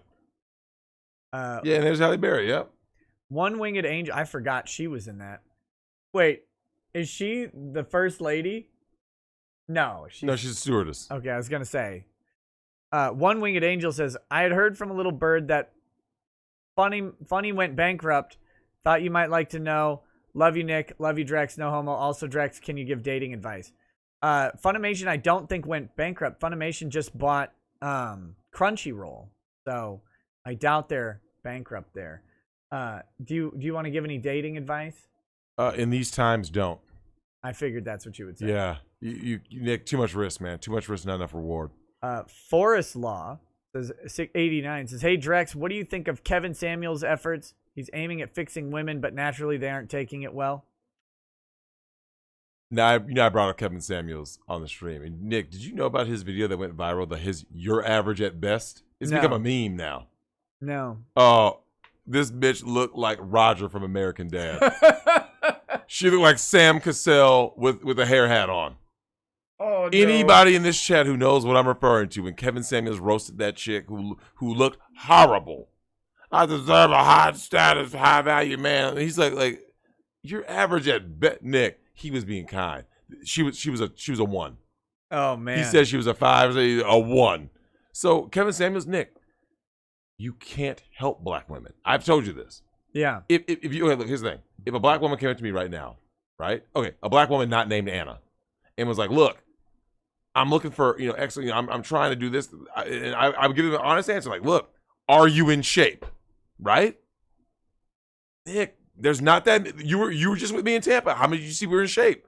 I was telling you Keep the it story. real. I was telling you the story of the fat chick in the bodysuit. You did. Guys, this little Oompa Loompa in a bodysuit, from ankle all the way up to neck bodysuit, tight, which was not good. Walking around, she was probably like 5 foot tall, and so I'm about to tell Lady Rackets to look, and I'm like, this is kind of gross. And then this tall dude, probably, I think he's taller than me, probably 6'4", 6'5". It's like, "Hey girl," and grabs at her. And this guy, I mean, he was normal, decent looking guy. He's tall guy. It's hard to tell because he was wearing kind of baggy clothes, but he seems like he was well built. He wasn't fat or anything like that. Mm-hmm. And she's like, "Nuh-uh, don't you touch me." And I was like, I mean, what are you? Nick, what are the delusion out there is really, you can't help them. Everything to them is hate speech. Everything to them is, "Oh, you're a hater, you're an Uncle Tom, you're a coon." So fuck them. Leave them. Leave them for Zaddy. I've been saying, Nick, please. I've been begging ghetto gaggers to smut them all out. Please. We need to get them to sponsor your show. I know, right? They're great. Okay. Nothing Raven says, "Drex, come with me if you want to live." Phoenix Lord Asterman says, "Last Dragon is on Prime, free with ads. People need to know who is the Shogun of Harlem." Shown up. Free with ads, though, means it's on IMDb, which means you can't do it on Twitch. It's free on what? Free with ads. It says Prime free with ads, but that usually means IMDb. Really? Yeah. I'll look it up. You said Last Dragon. Bad Vibe says, "Drex, explain how Harlem got its name. It wouldn't be because it rhymes with harlot, would it?" Hey, Nick, it's there. Does it say with ads? It says free with ads. Yeah, that's not Prime. It's something else. Usually it's IMDb. It's through Prime. But you're right. Yeah, it's. I'm a professional. Oh, okay. Here you go. I do this for a job. Oh my God. G. Girdham says, "It's like Yuri said, they won't get it till they feel the boot on their back." Damn. It was black women? No, I think they mean socialists. Oh, yeah. Well, same difference. Angry Baneling says, there's a land whale with a strap-on sitting on the scaffolds. Drexel, what the fuck is this? Gina Tonic says, your worst nightmare, butthorn. Yeah! One Winged Angel says, Drex, I have someone who I love. We had sex, but she feels bad because of religion. I do things like give rides and clean. We don't do much. Advice. Okay, A, women don't possess religion. B, she's still his friend, right? They're still friends? Sounds like they probably like live together or something. I would just say talk to her about it, right? Like, talk it out. I would. I mean, if I were in his shoes. Yeah, I don't know. I don't know, man. Depends what you're after and what she's after. True. That's why I said talk it out. Because, I mean, it sounds like, okay, so they both agreed. Obviously, it was consensual. And then she has regrets. That's what I'm getting, right? She had regrets, and then they're still kind of fried. Yeah. I would just say talk it out. Open, honest conversation. Crusader Saracen says, Drex, Nick, you should both consider getting onto unauthorized TV. I'd happily sub to you both, and I'm already subscribed to Razor Fist there. Also, Drex, I'm really enjoying your podcast. Well worth the wait. As far as unauthorized goes, the only reason I'm not on there yet is because I haven't fully decided what added value content there will be there. Mm-hmm. But it's on my list of things to do probably soon after the new year. I've already had conversations about it. So Chrono Trigger Happy says, hey Nick, any plans for Back for Blood? The game from the Left 4 Dead creators, basically Left 4 Dead 3. Closed alpha on now. Was just wondering if you like those kind of games. I like Vermintide. And I'm looking forward to Darktide, which are basically Warhammer Left 4 Dead, so I'd probably enjoy it, but I don't know. Joshua Vidrine says, when I was a kid, Legos were starting to get licensed nonsense, but original Bionicle was still being made. Those were a combo action figure Lego set and also had a good story and lore. Good times. Bad Vibe says, great movie, Tremors. The rest are bad, but the original is gold. Broke into the wrong rec room. Bad Vibes also says, I washed a huge pickup in November. To go see Star Trek Generations in theaters. You couldn't pay me to go to 99.9% of new movies. Yeah. He also said, Drex dating advice is smash and dash. No, but here's the thing. My dating advice is based on whatever your situation is. So prime example, Nick. There was a gal who came to me asking for dating advice because she had the option to get serious with her male best friend, right? Mm-hmm. And so she asked my honest advice. I gave her my honest advice. They're married with kids now. You see what I'm saying? Like people who think that I just like walk around going, women are horrible. No, give me the scenario. Give me where are you at? Right. And my advice is going to be based on what is your relationship to this person, and who are you, who is she. We'll get a little more info in just a minute. Leo Breaker 49 says, to Drex, yup, praise Kevin. CJ says, I prefer that entitled black chick who said, men ask me what I bring to the table and I tell them I am the table. I am the table. Of course, she was like 5'2", 250. Yep. I'm a PhD. Kevin, Nick, you and Lady Rackets actually need to watch Kevin. So Kevin Samuels has found like this niche, right? Yeah. Nick, it's endless comedy. Here's the thing. He just does it in a way that like you can't help but be entertained. Sure. He savagely destroys these black women. Savagely. But does it like nicely. He's like being polite to them and stuff. Now, don't get me wrong, he will get riled up, but it's the way he does. Now, like I said, I question things about the dude because I mean he's a little soft. Dudes listen to R&B and stuff. R&B. Yeah, little mannerisms. He's sus. One Winged Angel says, yeah, we live together and the religion is Latter-day Saints, Mormon. And it's a rule where you can't have sex before marriage. Women do what they want. Look, the thing of this. I'm gonna say the unpopular thing here. Go ahead and say it. Like all those people telling you not to have sex before marriage, basically all of them did too. Facts. I mean, like, I think religious people are very good at presenting the illusion that they actually followed those rules.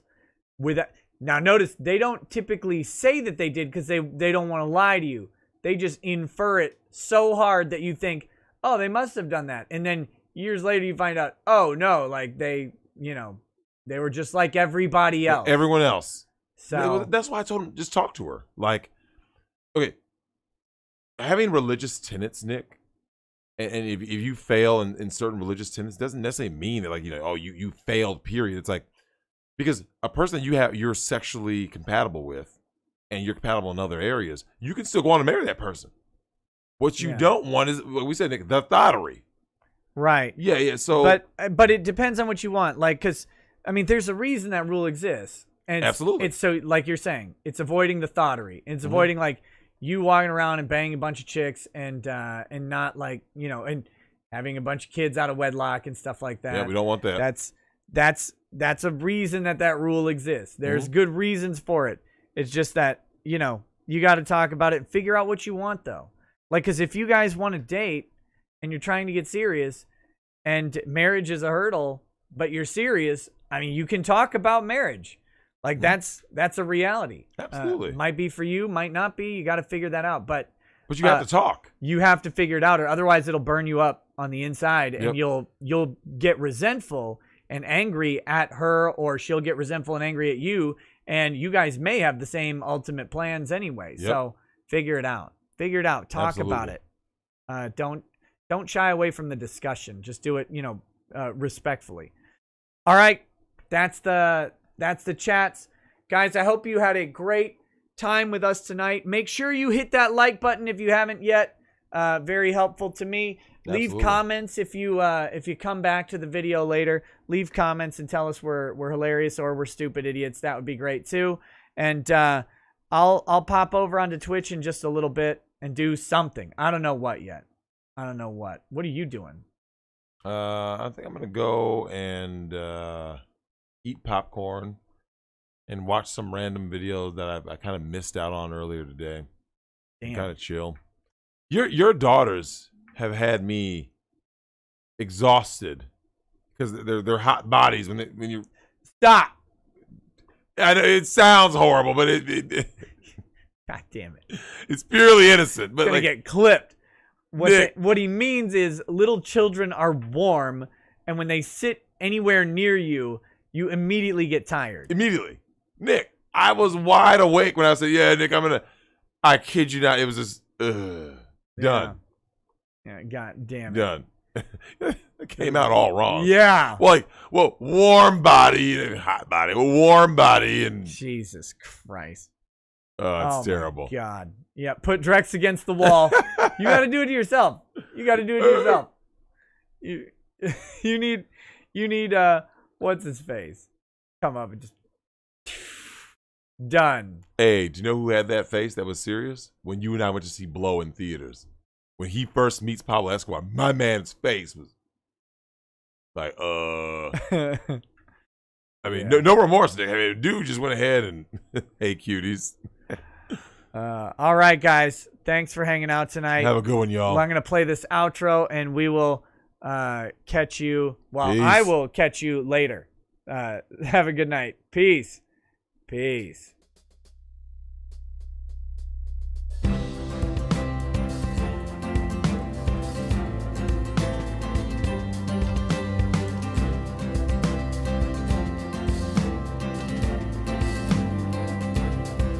Oh, he drinks a fair bit, but you realize that it just helps get his noggin jogging along. With his glass by his side and his kids asleep tight, we'll hear some Laust-plaining tonight. With his microphone muted, we'll laugh at this boomer until he explains it's all part of the plan. Watch his face become redder as he becomes meta, raging at idiots from Twitterland. From the white shores of Maine to the hills of Glenlivet, there's no one who explains the law better than Nick. So pour out a glass for the ones who have passed to make the law what we have now. Oh, his lady is fair, and she handles herself with the grace of one who has borne many children. As the wife of a lawman, she makes sure that he has the time and the place to provide for them there. So pour out an ardbeg, a bow, more a love rug. The spirits flow as the ones who get unemployed. So pour out a glass for the tea post on Twitter as we hear Laust-plaining. From the white shores of Nan to the hills of Glenlivet, there's no one who explains the law better than Nick. So pour out a glass for the ones who have passed to make the law what we are now. Oh, the guests are all plentiful, from Doug T to Drexel. They bring their perspective and spice to the mix. But the reason we're here and the one that we cheer is the one who is showcasing us his career.